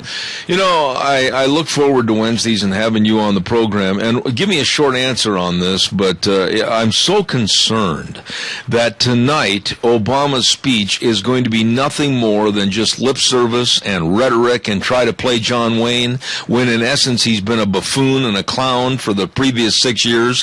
What are your thoughts, quickly? Well, I think so. I mean, we already know the New York Times has reported what he's going to say, basically. And basically, he's going to want airstrikes, which is fine. He thinks we can train the Iraqi military and the Kurdish fighters to handle this over there. And the fact is that the Kurdish fighters are tremendous fighters, and I think with support and weaponry, they could be good, although they're small in numbers. The Iraqi military, I don't think, are up to the task. It will take many years of teaching them and training them to get to the level where they will stand up and not run at the sign of danger. And so I don't think his solution is going to be any help for the situation in the Middle East. And, I go back to what I've said on your show before. We need to go in there and just wipe this evil ISIS out, wipe them off the face of the earth, and end this once and for all. And forget about borders. I don't care if it's Iraq, Syria, or whatever. We go wherever we have to, we wipe them out, and we end this. That's how it has to be handled. Absolutely. The author of the Horse Sense blog, my dear friend Doug Johnson in Colorado, author of many, many books, The Leadership Secret, and also No Tomorrows. Anything else you want to tell us real quick, Doug? I hope things are going well for you. Well, thanks. I appreciate that. No, nothing other than I guess it's time to get ready for winter. We're getting some cold here. I don't know about up there. It's a cold, rainy day here, and we're expecting to get below freezing before the end of the week. So it looks like winter is on the way, and we got to start to get ready for it. I will be calling you, if not this afternoon, hopefully sometime tomorrow. I want to visit with you for a minute. Thank you so much for being on the show. Thanks, Ed. Talk to you soon. God bless you. Thank you very much. Doug Johnson in Colorado. Dear, dear friend. Hey, by the way, talking about dear friends, I want to remind you about Cheney Flooring and Home Design at 1228 Oakley Avenue in Burley. They are going to be closed on Mondays from now on, but you still have Tuesday through Saturday to go on in there and check out all their repurposed furniture and check out all the new decor items for your home that are coming in every day. And they got great ideas for redecorating your house for the holidays. I know you sat there and said, did he say holidays? Yes, I did, because think about it. We are just around the corner. Go ahead and peek around the corner. There. See it? Thanksgiving and Christmas. It's right around the corner. Holy cow. Cheney Flooring and Home Design, 1228 Oakley Avenue in Burley. Look for the blue door and give them a call, 678-6945. Also, I want to did you hear that? Did you hear that? Well, if you didn't hear that, you had better get a hold of Christine Pickup, Doctor of Audiology at Mount Harrison Audiology and Hearing Aids. She was on the program yesterday and talking about, the earplugs for the hunters. Those are really nice earplugs. You can hear the animals and hear the outdoors, but when the gun goes off, kaboom, it's not going to damage your hearing. And also the earplugs for the band members, too. Oh, I'm telling you, this lady knows all about hearing. So, did you hear that? Well, if you didn't, you better give her a call. 312-0957. Mount Harrison Audiology and Hearing Aids, 1218 9th Street, Unit 2, right behind the Minidoka Hospital, across from the emergency room. Don't you forget to call 312-0957. Did you hear that? Okay. In just a minute, we're going to have a dear friend, Kyle Olson, is going to be on the program with us, and boy, we got a lot to talk about with him as far as education and what's going on. And before we get him on the air, excuse me, I didn't mean to clear my throat on the air, but hay fever season. A lot of you are suffering, I know. When you think about life insurance and you think about health insurance and retirement planning and employee benefits, all of a sudden 2 names pop into your head. Yes, they do. Cameron and Siemens Insurance, Highway 24 in Rupert. Yup, and the number should pop in too. It's an easy number to remember. 436-4424. 436-4424. And Dean and Todd, always there, dedicated and responsive to your needs. Call them, make an appointment, and make sure you're covered. Cameron and Siemens Insurance, Highway 24 in Rupert. Oh, and by the way, I want to get this note in. I'll mention it again tomorrow while we're over at Ramsey's for Hats Off to Farmers and Patriots Day tomorrow, our live remote, and everything's going to be a lot of fun tomorrow. That Esther Montgomery, wow, what a great achievement, and this is something special. Esther Montgomery is going to be celebrating her 100th birthday, and they're going to have a big to-do at the Burley United Methodist Church, corner of 27th and Elmo in Burley, on September 20th at 2 to 4 p.m. Don't miss that. And congratulations to a wonderful lady, Esther Montgomery. Really nice lady. Let's get this word in, and then we'll be all set to go with Kyle Olson. I want to remind everybody about Let's Ride. Yeah, buddy, get on the bike, turn it on, and away we go! All the ATVs and all the side-by-sides, everything. I'll tell you what, they've got them for you at Let's Ride. Now, I know you don't want to hear this, but winter's just around the corner, and Let's Ride has all your snowmobile needs. Yeah, it's time to think about that. Check out the brand-new snowmobiles that they've got in stock, and they've got more coming in every day. What? Yes, it's middle of September. The Angel Dandruff is going to be on the ground before too long. Let's Ride. Highway 24 between Rupert and Burley, and they want to see you. They're open 9 to 6 Monday through Saturday, where the fun is sold. Let's ride. Well, I'm looking forward to visiting with this man because, let's go to the school vending machine and let's get a Snickers candy bar and a Coke. How about that? Is it going to happen, Kyle Olson? No, it's not going to happen because what's happening is the school snack regulations are going into effect, and it's changing what kids are having access to in schools, and it's creating a lot of anger because what's happening is kids don't have access to the typical sorts of snacks and drinks that they used to. I mean, we've been writing about 16-ounce iced teas are banned. Tic Tacs, can't buy Tic Tacs in schools. All sorts of crazy stuff going on. Well, now, wait a minute, Kyle. Let's go from the start here. Let's start at the Monopoly board right through the cheap properties of Baltic Avenue. When I was in school, now don't you giggle at me because that's when we still circled the wagons at night for protection, but we used to have a snack bar. And that snack bar opened every morning after the first class at 9:20. And we used to have ice cream and Cheetos and cupcakes and all kinds of good things. And the proceeds from that snack bar helped a lot of projects, whether it was for athletic uniforms or whether it was for new band instruments or uniforms. Man, they're taking every way of making money for the schools away from these kids, are they not? Yeah, they really are, and it depends on the state. But in most states, bake sales or those types of sales that you're talking about are now banned. Oh my! And they are not legal if a school is a member of the National School Lunch Program. And so what we're seeing is a lot of schools are saying, you know what, we're going to forego those federal reimbursements that they're receiving as a part of the National School Lunch Program, and we're going to just do it on our own. And it's actually working for a lot of schools because what they're seeing is when they were in the National School Lunch Program, they were getting X number of dollars in reimbursement based on the number of lunches that they sold. Well, as the amount of lunches that they were selling was dropping, they were losing money. And so now what they're saying is, let's give up the federal dollars, and we will be able to sell what we want. And most schools, I would say, are still trying to sell healthy foods. They're not just selling, junk. Right. And they're actually in a better position financially to do that.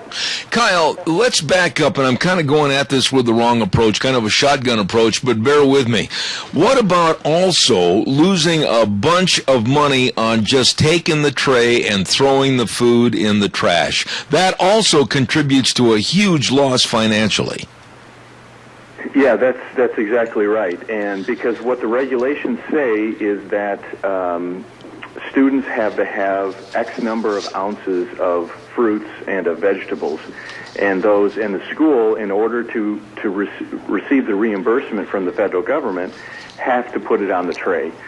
And we've been writing about, and others have been writing about, school employees observing students taking that tray and dumping big portions of it right into the trash because they don't want to eat it.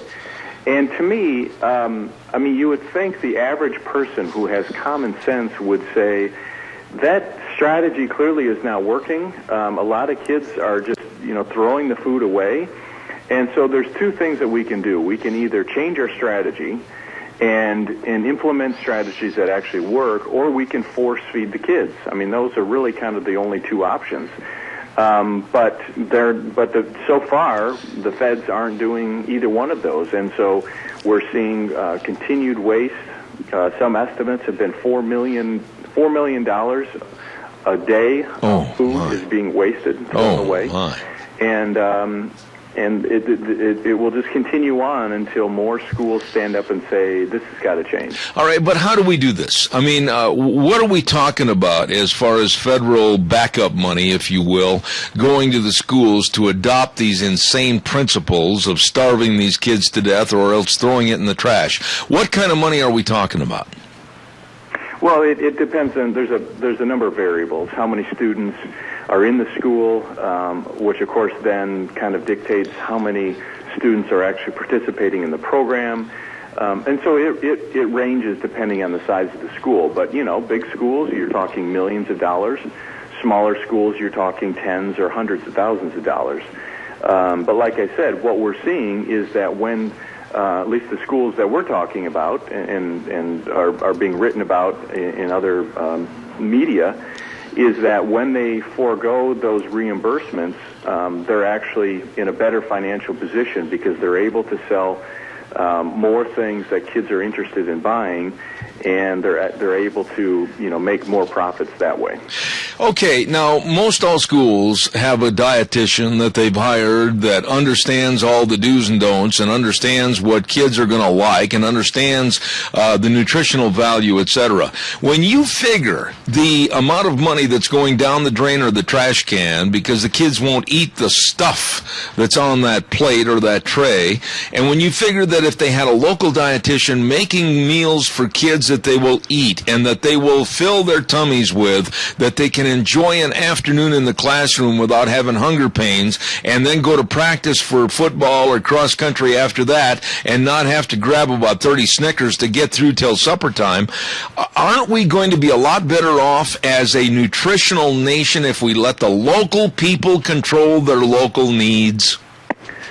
Right. I mean, there's no question about it, because inherent in all of this is that the bureaucrats in Washington, D.C., whether they're in the First Lady's office or the USDA or whatever, the education department, wherever they are, inherent in all of this is those people know better than what parents and school employees and local school leaders know.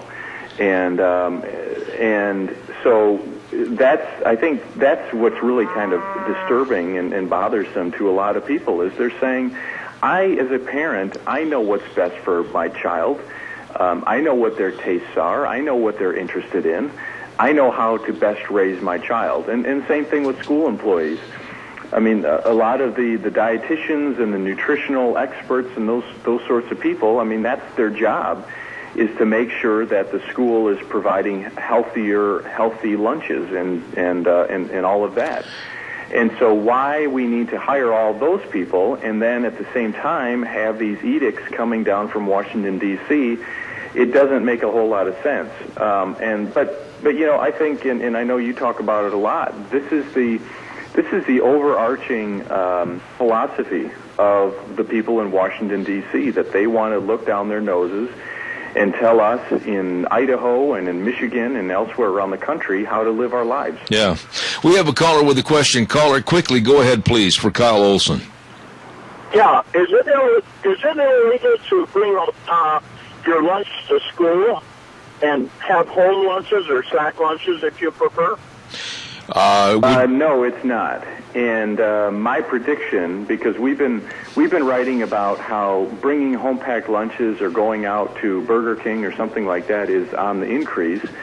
In fact, we just wrote about a school district where 67% of their students, because of the healthy lunches mandated by the federal government, 67% of their students are seeking alternatives.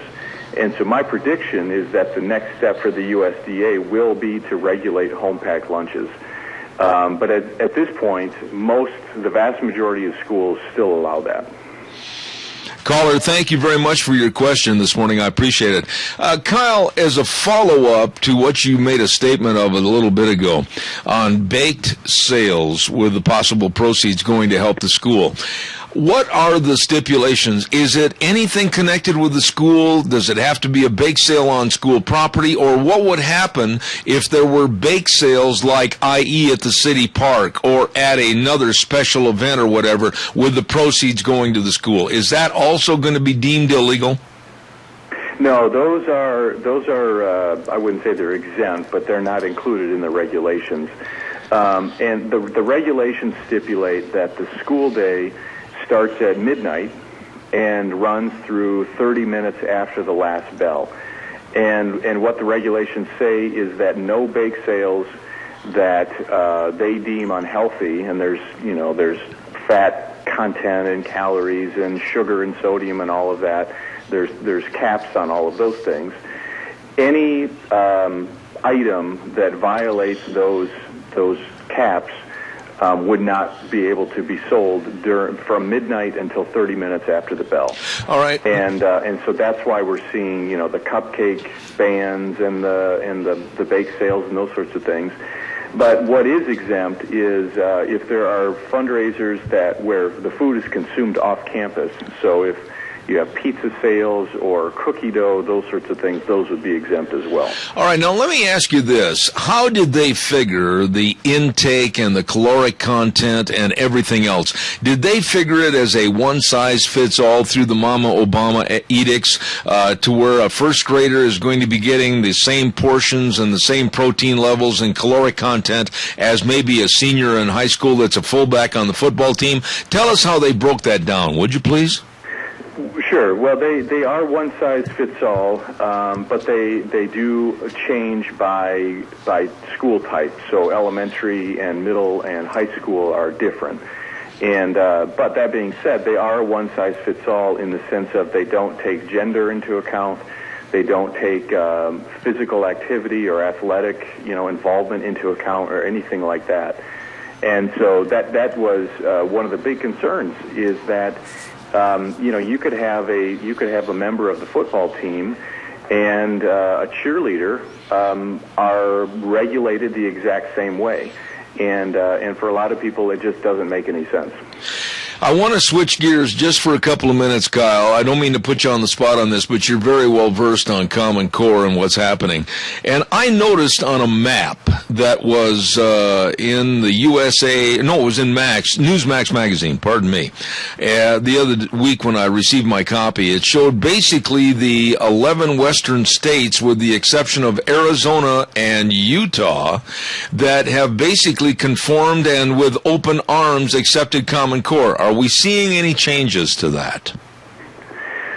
In the western states, generally, no. There is no change. There are some states that are taking a second look at the test because, and this kind of gets in the weeds, but you have the Common Core standards, but then you also have the test that's aligned to the standards. And there are two federally funded testing consortia that most states not bought into, but they adopted, and those are called Smarter, Balanced, and PARC. Mm-hmm. And most of the states have adopted those. But that being said, a number of states have dropped out of those for a variety of reasons. One of the biggest reasons is because it's a federally funded test and situation, where the federal government has a lot of control over those two particular testing consortia. But yeah, it's interesting to me. I mean, there are a number of states, Idaho being one, that just didn't even really second guess their decision. Right. But there are a number of states that are. Ohio is one. Wisconsin is another. There have been a number of states, Oklahoma, and others that have dropped it or are seriously thinking about getting out of Common Core. Are you optimistic that after we have seen some of the ridiculous math questions that are being asked and some of the transitions with Common Core, that enough people are asking questions like some of the states you mentioned, Oklahoma, Indiana, and others, that we might see a national purge of this and try to go back to more state control? I think people are definitely asking more questions. I think one thing that would help would be a federal administration that would put more stock into local control and states' rights versus issuing edicts to states about what they can and cannot do in their governance of their schools. That's one thing that would help. But, we'll have to wait and see if this continues to have momentum and people continue to question the standards and the testing and the data collection and all of those sorts of things, or if they just accept it as, it's just another edict that we have to follow. I really appreciate your time this morning. Kyle Olson, EAGnews.org, one of my favorite guests, and you can see him occasionally on Fox News. How's that going? Are you on a regular basis now? No, I'm actually not. One of the things that I've been talking with them about is doing a regular education column, and we should be getting that going hopefully sometime soon. And we'll see if more TV comes of that. All right. Well, God bless you, my dear friend, and I'll be in touch. Thank you so much. Thank you. You betcha. Kyle Olson, EAGnews.org. And many, many school districts across the United States are dropping the federal lunch program because of waste, not only of the food, but money. Calls are welcome, 436-2244, 1-866-927-4587. Oh, boy. You know what I did? I got to tell you what I did, and Gina probably will get a big kick out of this. With my wonderful bookkeeping here on my desk, lost is now found. I just found it. All is well in Radioville.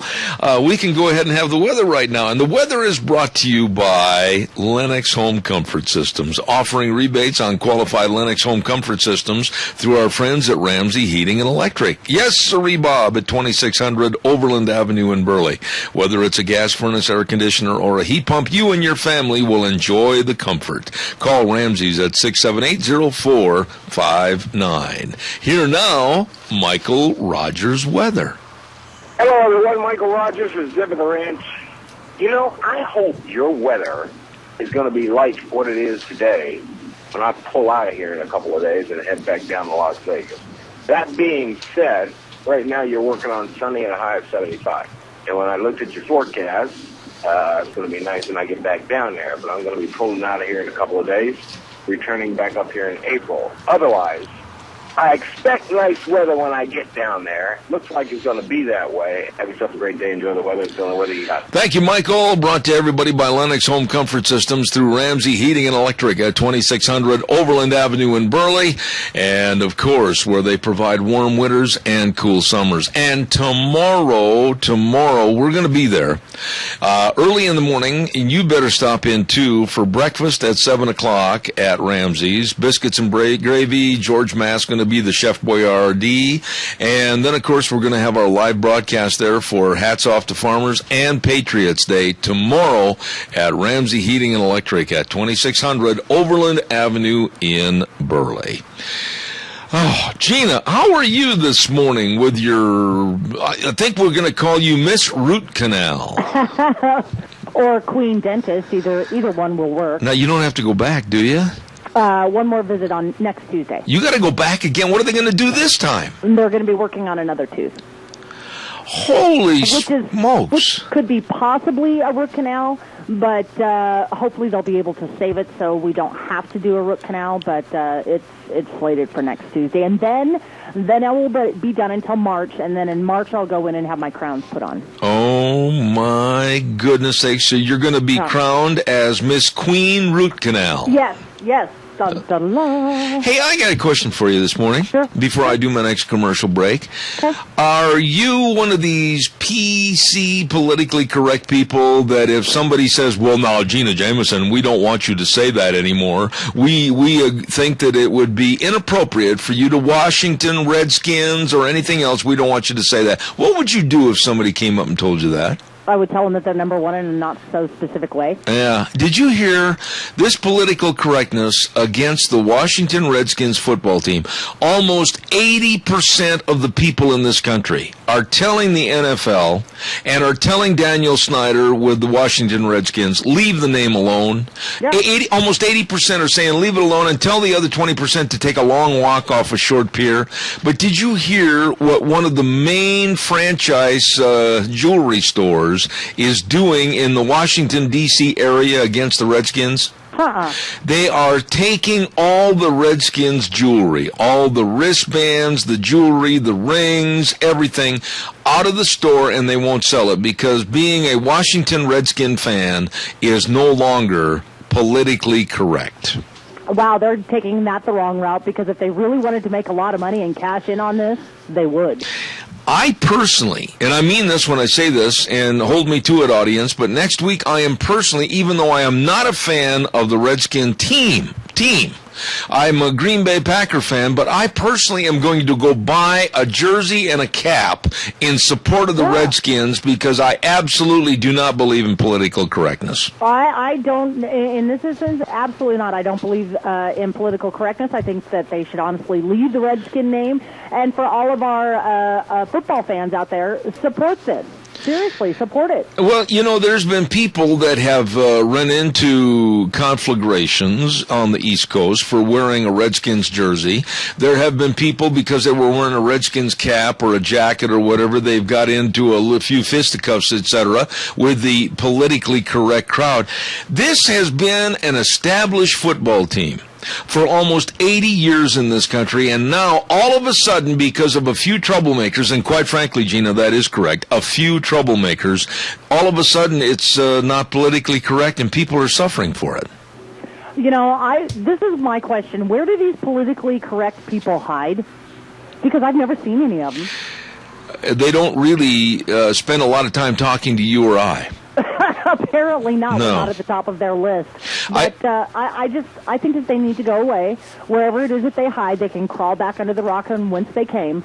And if 80%, if the majority says leave it, then leave it alone. Well, and I totally agree with that. I want to throw one thing at you real quick before I do a commercial. It's the Ray Rice problem with the abuse. Okay, now I'm going to set this up, and you may think I'm off the wall on this a little bit, but I'll say this.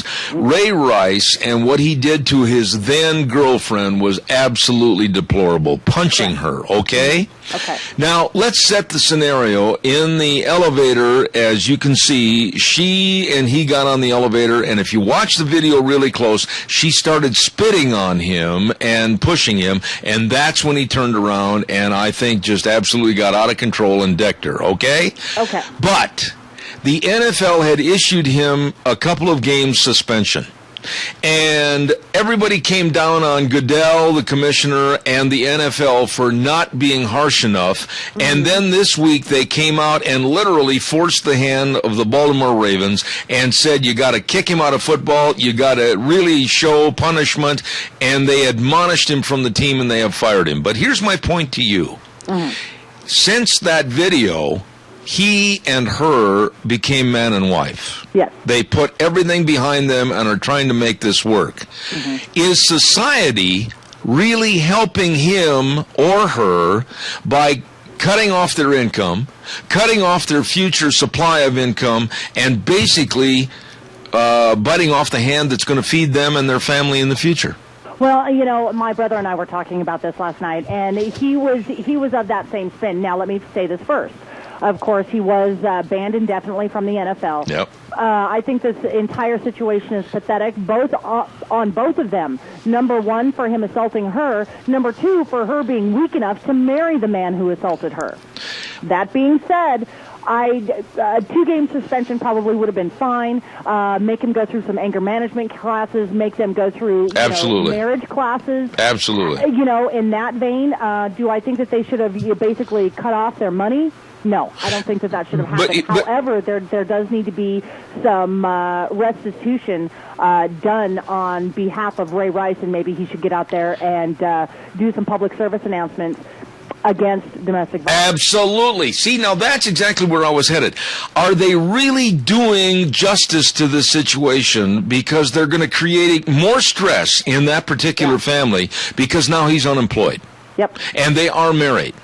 Yeah. And I don't know what the status with any children or not is, but what I'm saying is, did they create more of a hazard or perhaps a return to that hazard by taking away his source of income when they could have, like you just said, utilized him as a poster boy, if you will, to not do this stupid act? I think that they probably escalated the situation probably just a little bit by taking away their monetary source of income. I agree. I think that it would probably serve him a little bit more justice had he been made the poster child, because then he actually has to go back and revisit and watch and really have to go through these classes to understand why his actions are not acceptable. Absolutely, but I think that what they've done is maybe throw more fire, more fuel onto that fire right now. Yeah, I think that you're right, but as far as my complete opinion is, I think that they're both pathetic people. Well, seriously. I want to get into athletes and spoiled prima donnas next week on one of our segments. Okay, thank you. Hey, don't forget 67th Anniversary Spectacular Fall Savings going on right now at Lee's Furniture, Floors, and More. No money down.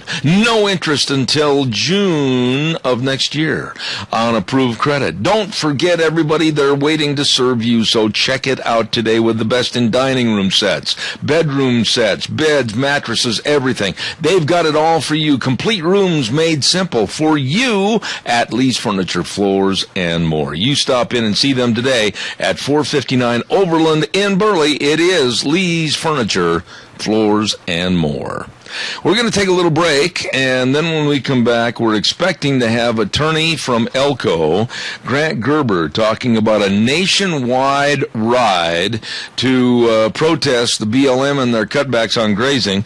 And then at 10:30 this morning, Jerry Zollinger with the horse sale, and at 10:46, Representative Clark Kaufman talking about anything potato.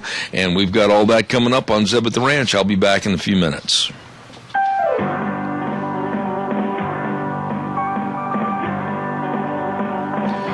Oh, my. Here we go. Hour number 3, Zeb at the Ranch. I'm Zeb Bell, brought to you by our major sponsor, your Magic Valley Les Schwab Tire Centers.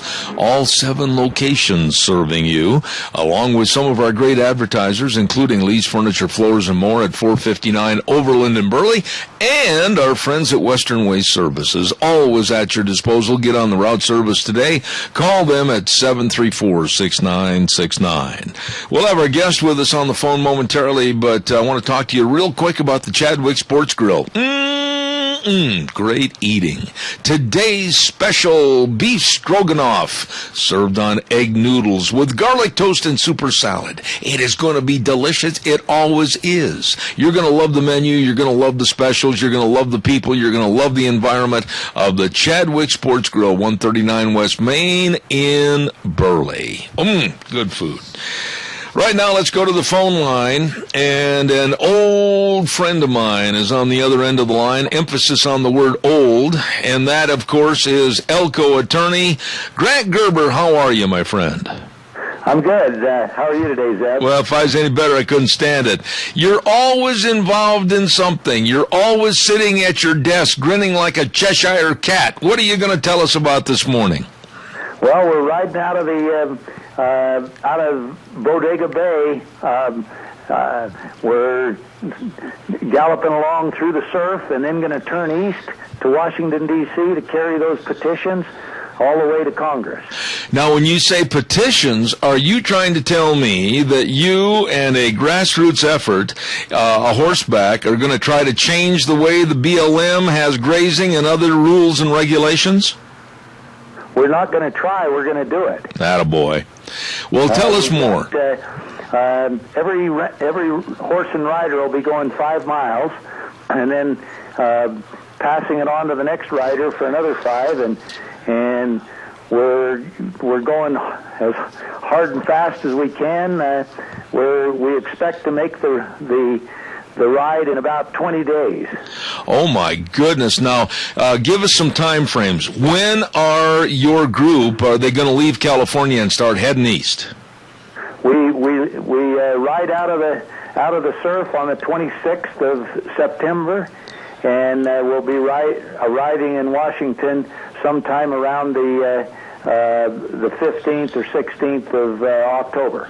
All right, now let's break this down a little bit. You must have a lot of coordination on this Cowboy Express going all across the United States. How in the world did you put all this together? Well, in May, we went 300 miles, 10% of that distance from Elko to Carson City, and delivered petitions to the governor. And now we're taking those same petitions to Congress, plus counties and organizations across the West are now putting their own petitions together, and we're going to put those in the mail sack and deliver those with it. We've got petitions coming in from Klamath in Oregon. Elko County did an omnibus one with about 7 or 8 issues. sage grouse, the attempt by the EPA to gain control of all of our water, travel management plans that have shut down thousands of roads in the West, wilderness, the dramatic reduction in grazing that's resulting in the burning of millions of animals and hundreds of millions of pounds of pollution. So those are some of the issues that the Elko County Commission has put together that we'll be carrying, and we're encouraging other counties, other organizations.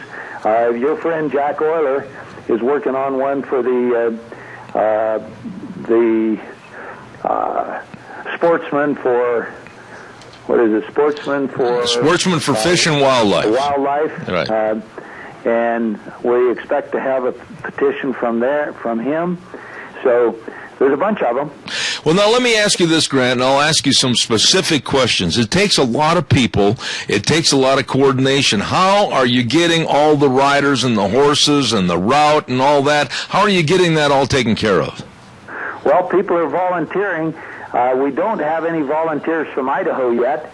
We'd like some volunteers from Idaho to come down and ride as much as they could or would.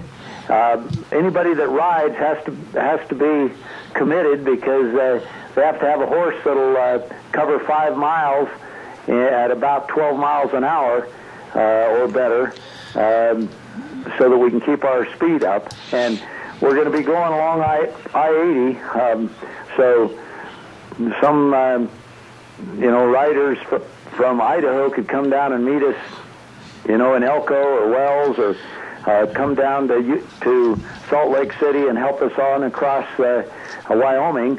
But what we would really like is 1 or 2 riders to bring 2 or 3 hard running horses and go with us all the way to Washington.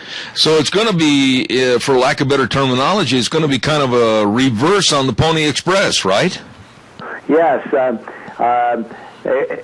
but also we're going over 1,000 miles further than the Pony Express did. They went from St. Joe, Missouri to Sacramento, and we're going about 1,000 miles further than that. All right, now let's ask this then. When you get to Washington, D.C., who and what do you hope to accomplish right there in Washington, so that you don't just get shined on by some of these 3-piece suits, wingtip shoes politicians? What do you hope happens?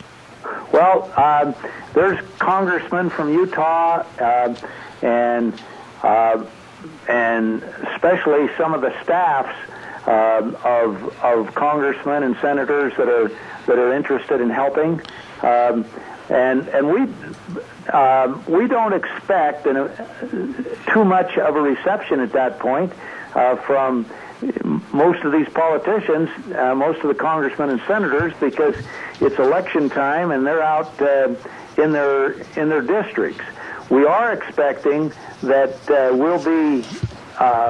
that some of those congressmen and senators will be hosting us as we cross the country.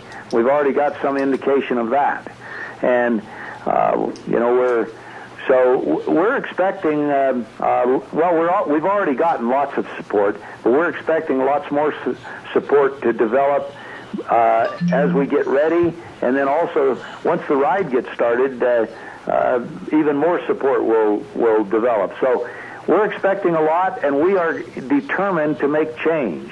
And the way to make change is to get the public to fully understand the terrible things that the BLM and Forest Service and EPA and U.S. Fish and Wildlife Service are doing to us. All right, now I'm going to interrupt you right there.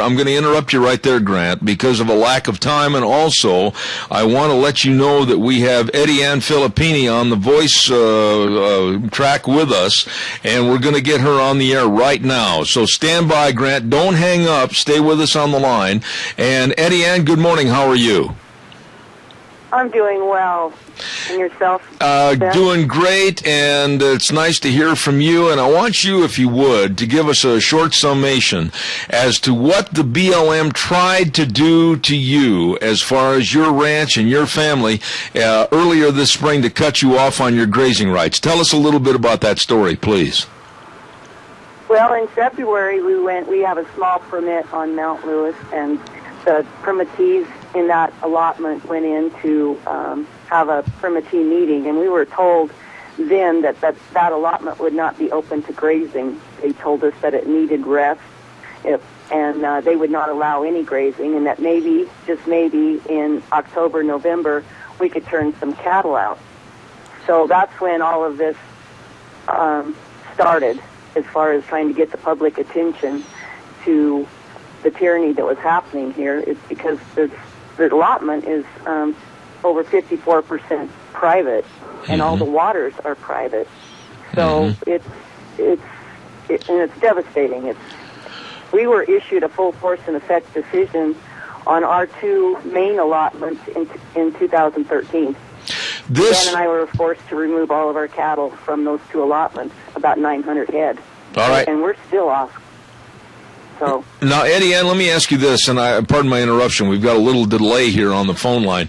900 head. All of a sudden, you're told that you can't graze on your permits, and you're going to have to find other grass. You're going to have to find other sources. That would have literally almost driven you right out of business, would it not?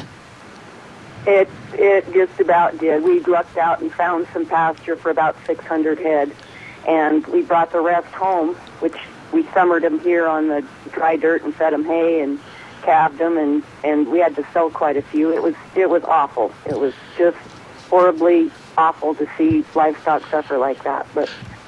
And then this year we found some alternative pastures as well, but where our numbers are greatly reduced because of that full force and effect decision. Yes. Would you say, Eddie Ann, it's for the remainder of the drought and one growing season. So if the BLM determines the remainder of the drought, this is high desert Nevada. It could be a drought in their eyes forever. Let me ask you this. Are you saying, and I'm on your side entirely on this issue, are you saying that the BLM and other federal agencies are looking for any and all excuses basically to run ranching off of federal lands? Is that a fair assumption? I think it's a very fair assumption, Zeb, and the one allotment we have is 97% private. There's 153 public AUMs out of 3,000. And the other allotment is 56% private. We have private grazing leases from, private parties. And we have the control of the waters, the stock water. So if they can run someone out of business to shut down allotments that have that much private ground, they just put a line through someone's name who has a public permit. They're done. The cattle industry right now is seeing some of the best prices ever in the history of the livestock industry. And yet, on the other side of the coin, you've got all these other groups and organizations and government affiliates that are trying to stop that business. What more can we do as consumers and also people like myself in the media? What can we do to help and assist the livestock industry so that it stays alive in the western United States? Well, I hope everyone realizes that they have a dog in the fight if they're a consumer, because right now there is a beef shortage. And to go in and buy beef out of the store, the prices are high. And just like your vegetables and everything that you buy as a consumer, you're affected. And so when people say, well, I don't know how to help, well, you can stand up and say, what the heck's going on? Why are they shutting down California and all the vegetables? And heck, where's our beef coming from, and our milk, and our cheese, and our butter? And the consumer needs to be aware of what's happening to them, because they're the ones that are going to pay the price in the end. Let me ask you, there'll be food lines, Zeb. How effectual do you hope and pray that this ride is? What do you think or hope the final result of this ride to Washington, D.C. will do for you as a family ranch? I think that it will give other ranchers and other small business people courage.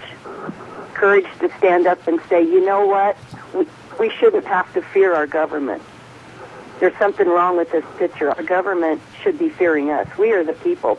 We are the people, and it is our right, our First Amendment right, what we're doing, and we're demonstrating that. And I just hope it gives people courage. Now, Eddie Ann, here's what I want to do. I want you to utilize this radio program, and we're heard all over the nation on my internet services. We have listeners right now in Jacksonville, Florida, Wisconsin, Texas, California, all over. And I want you to keep me posted on anything or everything that we can do here to help amplify and publicize what you folks are going through. I'm going to go back and visit with Grant for the remainder of this segment, but I want you to promise me you'll keep in touch. We will, and I really appreciate your time, and thank you so much. Oh, you're very welcome. Thank you, and God bless. I appreciate it. Thank you. Grant, you're on the other line, and you've put a lot of time and effort into this. And what about your involvement? You, as an attorney, you don't have all this extra time to be spending on the trail, do you? Well, I just decided that in March, when the Tahmooressi and the Filipinis and the Mariluches when I found out about this, I just decided that I was not going to allow, if I could possibly help it, if I was not going to allow what happened to the ranchers in the Las Vegas BLM district, where there used to be 50 ranchers, and the BLM canceled all of their grazing rights. So since March, I've been spending at least half my time on this, and now it's getting to almost 100% until we get back from Washington. But I am committed to do whatever it takes to win. And the first thing that we're doing is we've got a petition that we started in March to have Douglas Furtado, the BLM manager, to have him removed. And so that's the main petition that we're carrying. And then we're carrying all these other petitions also. But if people would like to know more about this, they could go to www.grassmarchcowboyexpress.com. Okay. And we've got a good website up, and we got a Facebook with the same name, and people are starting to help. Plus, I don't want to spend my children's inheritance, so we're trying to raise some more money, because this is an expensive venture to take that many cowboys and that many horses, and we're taking our chuck wagon and our white mules. Oh my! And we're going to ride up to the Capitol with that team of mules pulling my old chuck wagon. And so we're having some fun, but it's a lot of work. I understand that you've got some really, really capable people that are helping you, including Jess and Katie Jones and many others. Is that right? Yes. I don't know what we'd be doing without Jess and Katie at this point. Katie is just marvelous, and Jess is the boss for us once we get on the road. And we've got people like the Cleggs out of Bruce Clegg, who also has a rodeo string in Utah. Right. And he and his family are really involved. His daughter is going to ride with us all the way, and Bruce is going to ride with us from the Utah border to Washington. So we're getting some really good, solid people that know horses and know how to do things. So we're starting to really get support all the way across Wyoming now, and some people in West Virginia found out about it, and they're organizing. So we've still got a couple of weeks to finish organizing, and it's really starting to come together now. And but all the support we can get, all the county commissions and state representatives and congressmen and senators that we can keep informed and get on board on this thing. We think it's going it's going to be powerful. All right, now listen to me. I want you to call me immediately after I'm off the air at 11 o'clock, and I'll tell you why. I have a name of an individual that I think can be very beneficial to this entire nationwide ride, and I will help you on that. Give me a call at my office. You have the number. After I'm off the air, immediately at 11 o'clock. I'll look forward to hearing from you, okay? Okay. One last thing. We really need a couple of motorhomes to go with us all the way. So anybody that's got one of those and wants to go with us, we'd love to have them. All right. Grant, I really appreciate you getting everything put together, and I can't tell you how much I appreciate your involvement to help those that are trying to make a living from the soil, our farmers and ranchers, and everything you're doing. I know the Filippini family, I know the Tamara family, and everybody else is really appreciative of what you're doing. God bless you, man, and you call me after 11 my time. I need to talk to you, okay? I'll do it. All right. Thanks very much, Grant Gerber, and also thanks to Eddie Ann Filippini. Thank you so much. Okay. All right, sir. Thanks. Quite a project. And I salute Grant Gerber for what he's doing. And Grant I've known for, willikers, almost 30 years, I guess. He's an attorney down in Elko, and he's trying to help these families keep their grazing rights and literally keep their ranches. And so we're going to try to help all we can. Thank you very much for coming on the program, Grant. We appreciate it, along with Eddie and Filippini. Great family right there, the Filippinis. I've known them for a long time also. Let's see. What else have we got to do here? Oh, Lennox. Yes, sirree, Bobby. Ramsey Heating and Electric is offering rebates on qualified Lennox home comfort systems. Whether it's a gas furnace, air conditioner, or a heat pump, you and your family will enjoy the comfort. All you have to do is call 678-0459 and learn how Ramsey Heating and Electric can save you money. That's 678-0459. And remember, at Ramsey's, they sell warm winters and cool summers like they have for over 57 years. And we're going to be there tomorrow morning. I mean, we're going to have George Mass out there early tomorrow morning cooking up the breakfast, and then we're going to have a live remote broadcast there. We've got a lot of people coming in for Hats Off to Farmers and Patriots Day tomorrow, so don't miss that. We're going to look forward to having you right there with us at Ramsey Heating and Electric. By the way, in just a few moments at 10:32 approximately, Jerry Zollinger is going to be on the phone with us talking about the Zollinger Quarter Horse Ranch 26th Annual Production Sale coming up this Saturday, the 13th at 10 a.m. Now, it's going to be at the ranch at 1994 South, 100 East of Oakley. And when we're talking Zollinger quarter horses, we're talking horses out of the top bloodlines. We're talking horses with the best of conformation, disposition, and performance. We're talking about good using horses.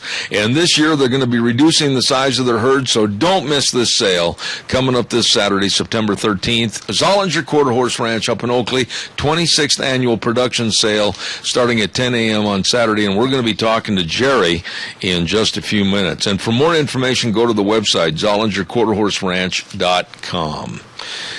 Woo! What else have I got cooking here this morning that I need to settle before we go any further? I think that's about it.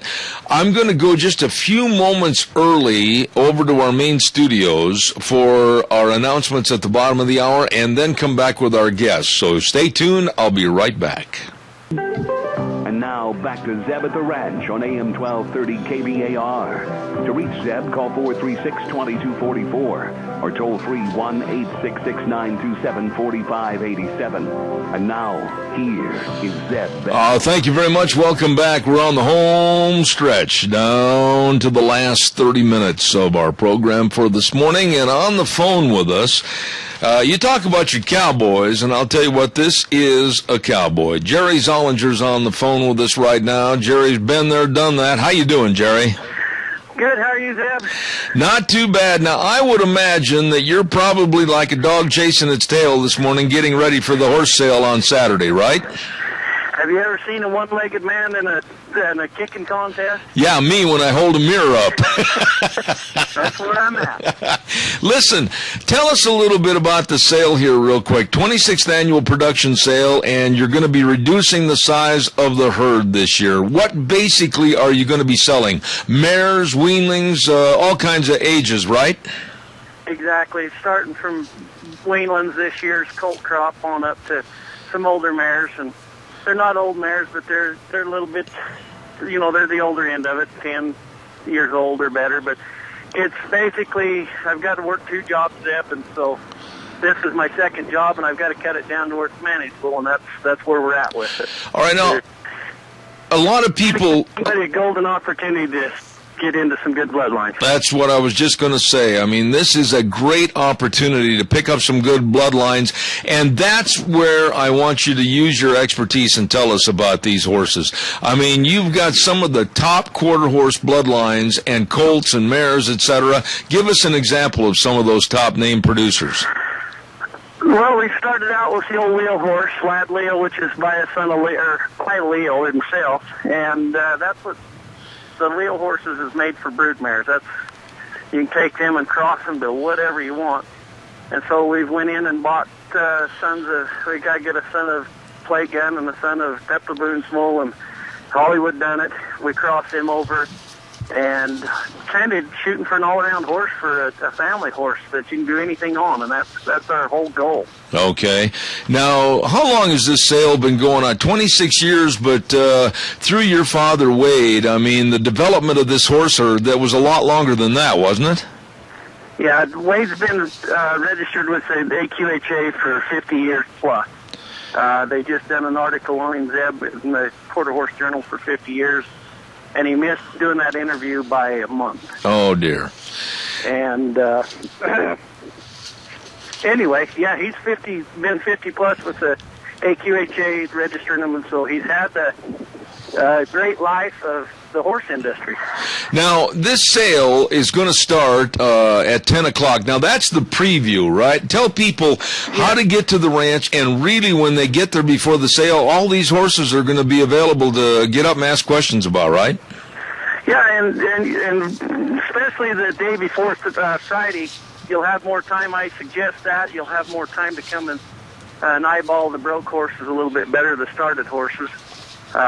Sale day is kind of a hectic for us, but we do have a preview at 10 o'clock, and it's it lasts about 45 minutes, kind of give you an idea what they are, and then we jump right into the sale. Okay.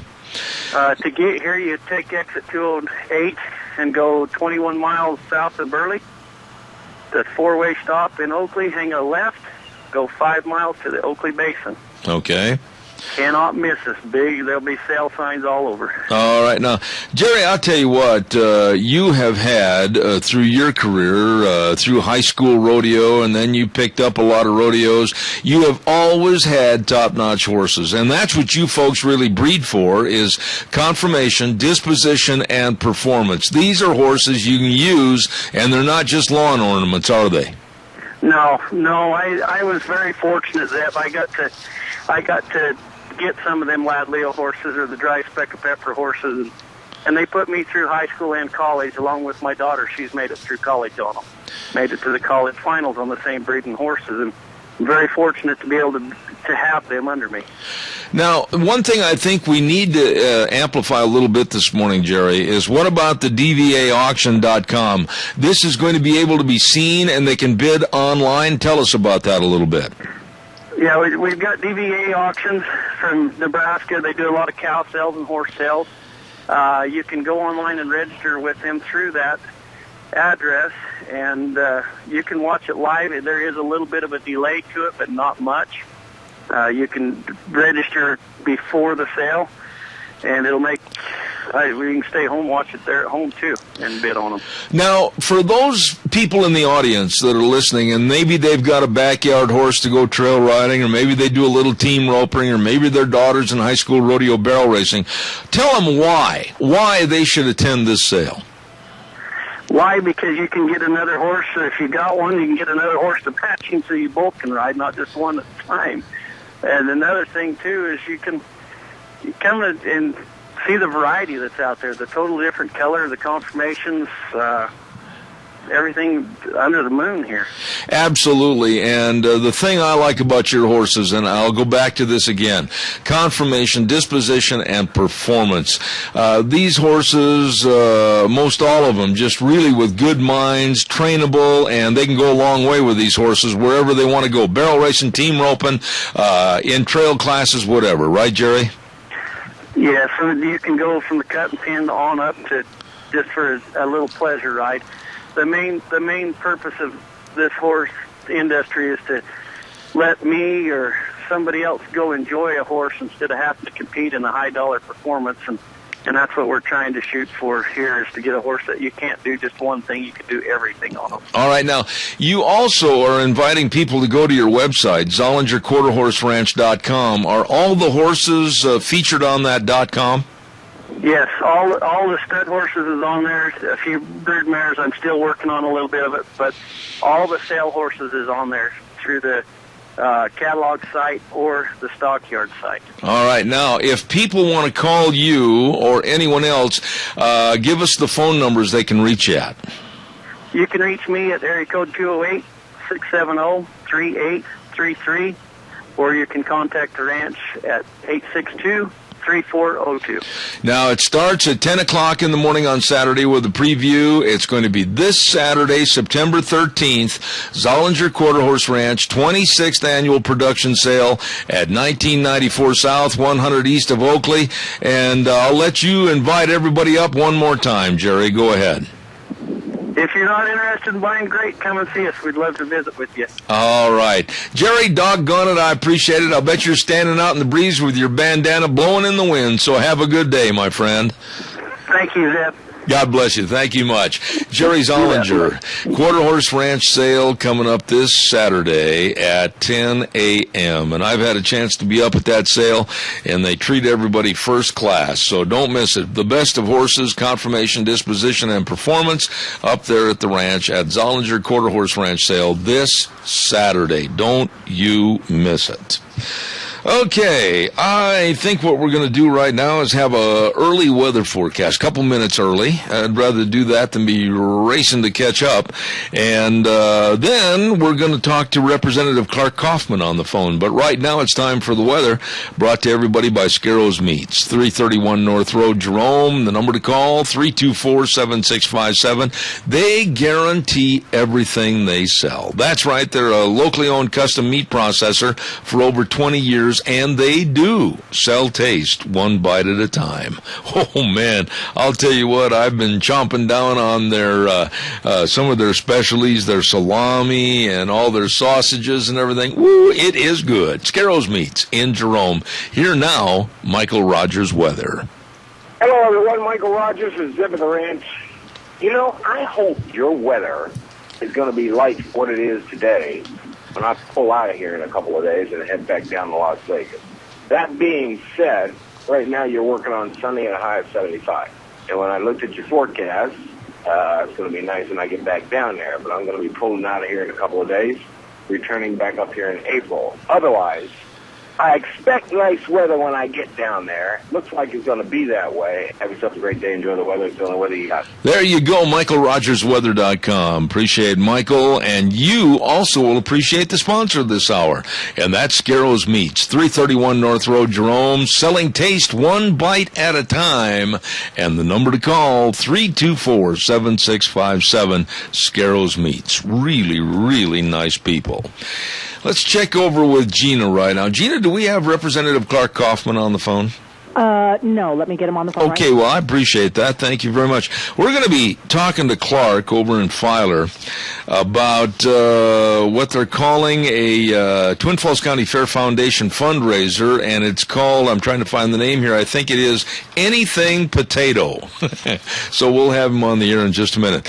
A couple of news notes here. Tomorrow I mentioned that we're going to be over at Ramsey Heating and Electric for the entirety of the program, and we're going to get there early in the morning for the breakfast that starts at 7 o'clock. George Mass is cooking the big breakfast, and we're going to have a lot of the company reps over there. It's hats off to farmers and also Patriots Day, and we're going to have interviews with a lot of local veterans that are going to be on the program and door prizes. We've got all kinds of fun planned for you tomorrow over at Ramsey Heating and Electric. Don't you miss that. And tonight at the Jerome County Fairgrounds, don't forget that big team roping produced by Dave Zanino, and sign up at 6:30, rope at 7, Jerome County Fairgrounds.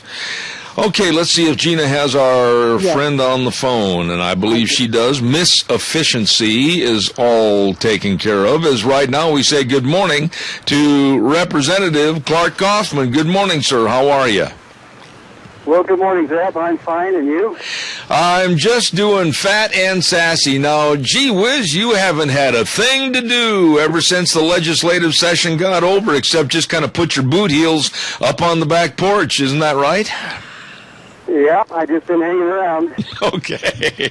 Well, I know you farm over in the Filer area, and you've been very, very busy, but you're here this morning, and we're going to be talking about a fundraiser for the Twin Falls County Fair Foundation, and it looks like a lot of fun. It's called Anything Potato. Tell us what this is all about.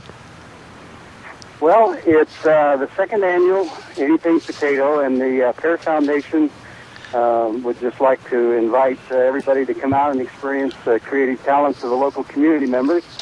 We've got about 3 scout groups, several restaurants, and quite a few individuals that will be bringing their best potato dish. There's 3 categories: main dish, salad, and dessert. So the people that come, the entry is $10 a person or $20 for a family. Mm-hmm. And you'll receive tickets, and with those tickets you will vote on your favorite of those dishes. So it's kind of a competition between people that have different dishes to see if if the public likes theirs the best. Okay. Now, this is the Fair Foundation, the fundraiser. The mission of the foundation, it's a 501c3. It helps the fairgrounds of the Twin Falls County Fair. We're dedicated to enhancing the fairgrounds for the enjoyment of the people of the Magic Valley. And some of the things that we've done so far, the foundation is, if you were at the fair and noticed the golf cart shuttles that took people around, free rides around the fair for people that needed a lift, and we helped with the funding of the rewiring of the beef barns, put the gazebo up in the Rose Garden, helped remodel the home arts and the kitchen pantry building, and this year something new that we did was the permanent structure for covering the picnic tables on the food court. So that's a permanent structure there now, and we helped with that. So. Well, it takes a lot. There'll be door prizes. There'll be a bucket raffle with some really nice prizes of a nice picture from the Nehemian, a dinner and overnight stay at Cactus Pete's, a couple of jackets from Amalgamated Sugar, gift basket from Rudy's, and I don't know if you've seen those little toy trucks. Well, you know the big truck that hauls the potato all over the country? Exactly, yes. They've got the old toy trucks. We've got a couple of those. One will be a door prize, and one will be on the bucket raffle. So some nice prizes there, and we encourage everybody to come out. And if there's anybody that wants to bring their best dish, they can do that by just giving Debbie Kaufman a call at 731-6900 or Vicki Calger at 326-4667. Okay. Now, Clark, tell me this. I understand that isn't today the deadline to get all signed up? So we really need to tell everybody the urgency of calling that number, 731-6900, or Vicki at 326-4667. So today is the deadline, right?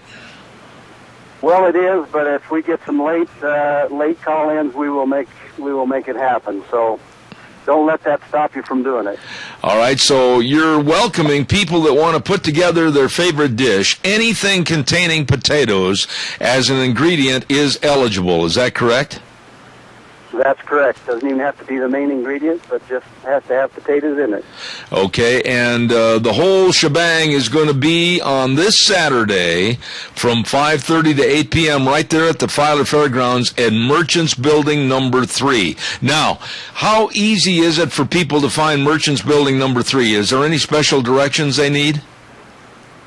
Well, if you just pull in into the fairgrounds on the west side there, there's a parking lot right there, and the Merchant Building is the one that you'll park up next to, and there'll be signs there directing people. It's really easy to find. Okay, so now, correct me if I'm wrong, Clark. They can either enter a dish that's made with potatoes and be part of the contest, or people are welcome to try to come over and just enjoy a good meal, right?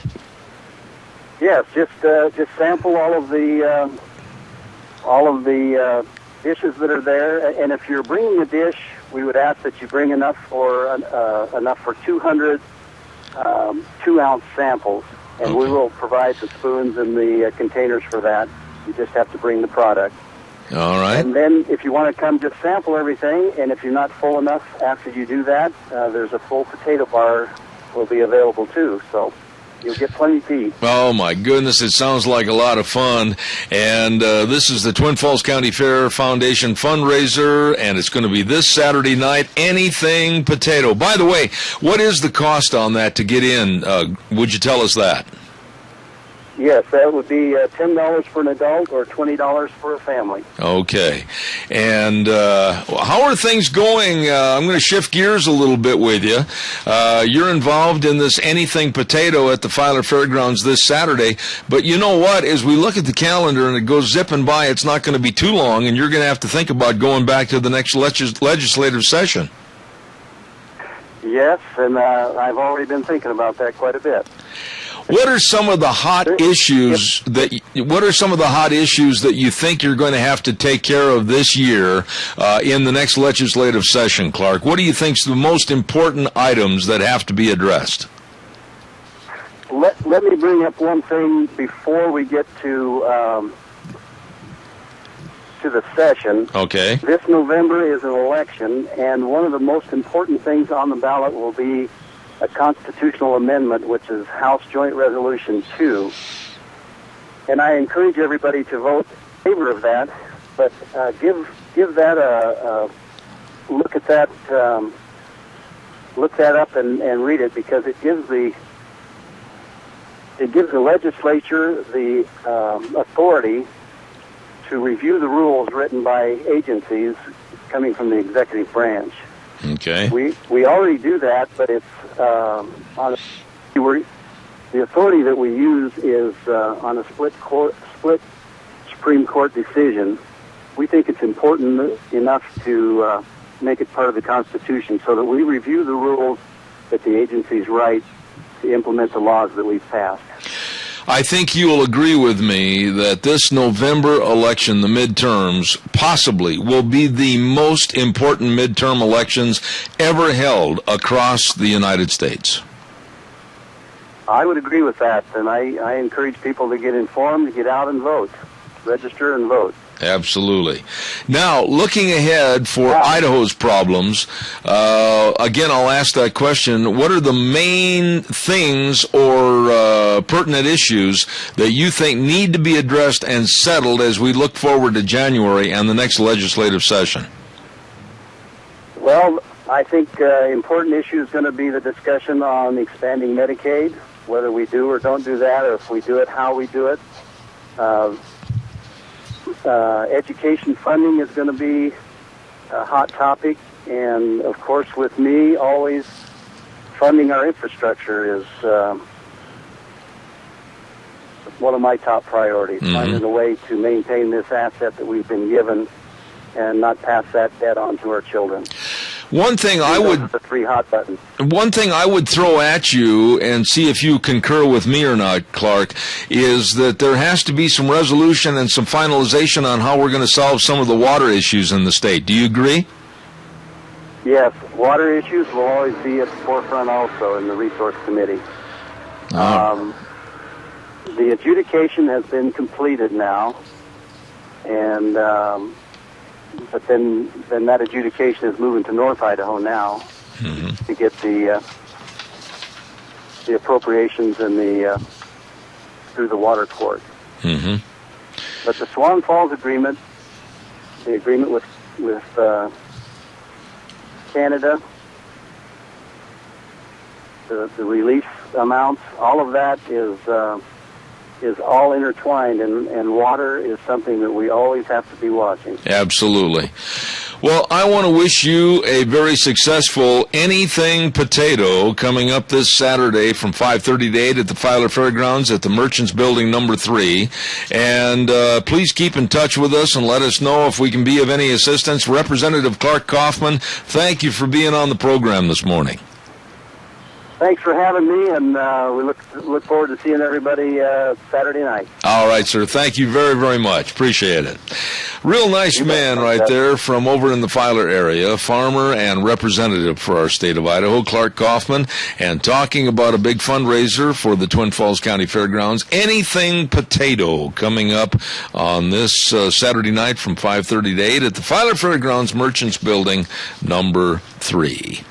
I'll take some of your calls, and we'll visit for a few moments, but right now I also want to tell you about our Magic Valley Les Schwab Tire Centers. All 7 locations serving you with the best in tires. They've got a great big fall tire sale going on right now, and like the Eclipse tire, all-season traction tire, 70,000-mile warranty, on sale starting at just $63.59, and they've got the Terramax HT, they've got the Wildcat AT2 for your pick-em-up trucks and your SUVs. I'm telling you, they've got all your tires. And, of course, they've got a lot of custom wheels on sale, and they've always got the best in brake service.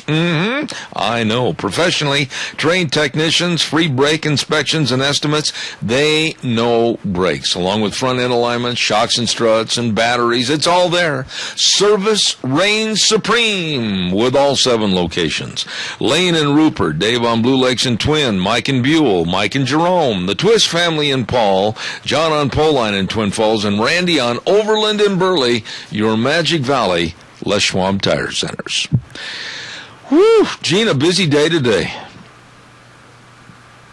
And are you there, Gina? She got so overworked, she left the studio. She is gone. She's having another root canal. What happened to her?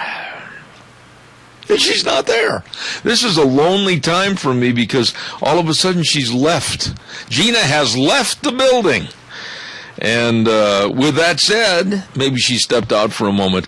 I want to remind you again, tomorrow we're going to be at Ramsey Heating and Electric, and I invite you to come down for breakfast. Now, seriously, come down for breakfast. George Mass is going to have that great big grill outside the front office of Ramsey Heating and Electric, and breakfast at 7 o'clock, and then we're going to be broadcasting live and direct for Hats Off to Farmers and Patriots Day at Ramsey Heating and Electric tomorrow. Don't miss it. Caller, good morning. You're on the air. Yeah, good morning. Yes, sir. Happy birthday to the old burger flipper. You know, it's surprising, as old as he is, he still has a little action left in the wrist. That's all it takes. Okay. A little action in the wrist. What's going on, Al? Nothing, just wanted to tell him happy birthday, and we'll see you guys for a little bit tomorrow. Well, we certainly are looking forward to it, and it looks like the weather's going to be good. It's going to be good eating early in the morning with coffee and orange juice and biscuits and gravy. Wow, I'm looking forward to it, so come on down. I will. All right, we'll buddy. See you tomorrow. Thanks, Al. All right, bye. All right, bye-bye. Gina, are you back? I never left. I was on the phone. Ah, you know, there is nothing more scary when you're sitting 35 miles away and you're talking to somebody and they don't hear you. No, well, see, I was hearing you, but I was on the phone. Oh, well, you got to tell that old buzzard Al to just hold on for a minute. I know, right? Okay. So all is well in Gina land as far as you're feeling good today. You don't have to worry about being rushed out to go to the hospital or anything. No, or to the dentist. Or to the dentist. Yes. Mm-hmm. And I do feel bad, however, that you're not going to be there for breakfast tomorrow. I'd buy your breakfast. That's okay. Somebody else is going to be bringing me breakfast. Oh, you've already planned I've got that. it scheduled, yes. I know who it is. Who? It's the guy you were just talking to on the phone. Exactly. Yes. I know. Him and George have already coordinated.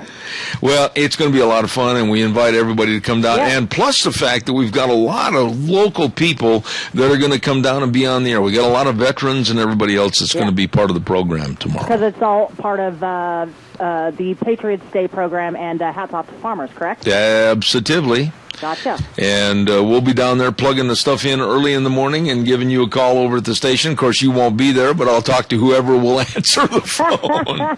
Well, call in right about 7:40, and then we'll get you all set up. I'll plan on it, and thank you very much. You bet. So, with that being said, tomorrow's going to be a little different day, a little different format than what we normally have on Thursdays. We're going to condense a lot of things. A lot of the same people you hear calling in on the show, they're going to be over there live at our broadcast.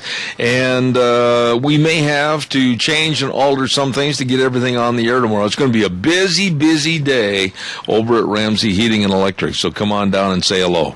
And that being said, we thank you for your involvement. Thank you for all your questions and comments today. Tune in tomorrow morning at 8:06. We'll saddle the horse and ride for 3 hours right there at Ramsey Heating and Electric. Zeb at the Ranch on K-Bar 1230 a.m. and streaming live all over the universe on the internet, zebbell.com. Until tomorrow morning, God bless. The way things were are the way things ought to be.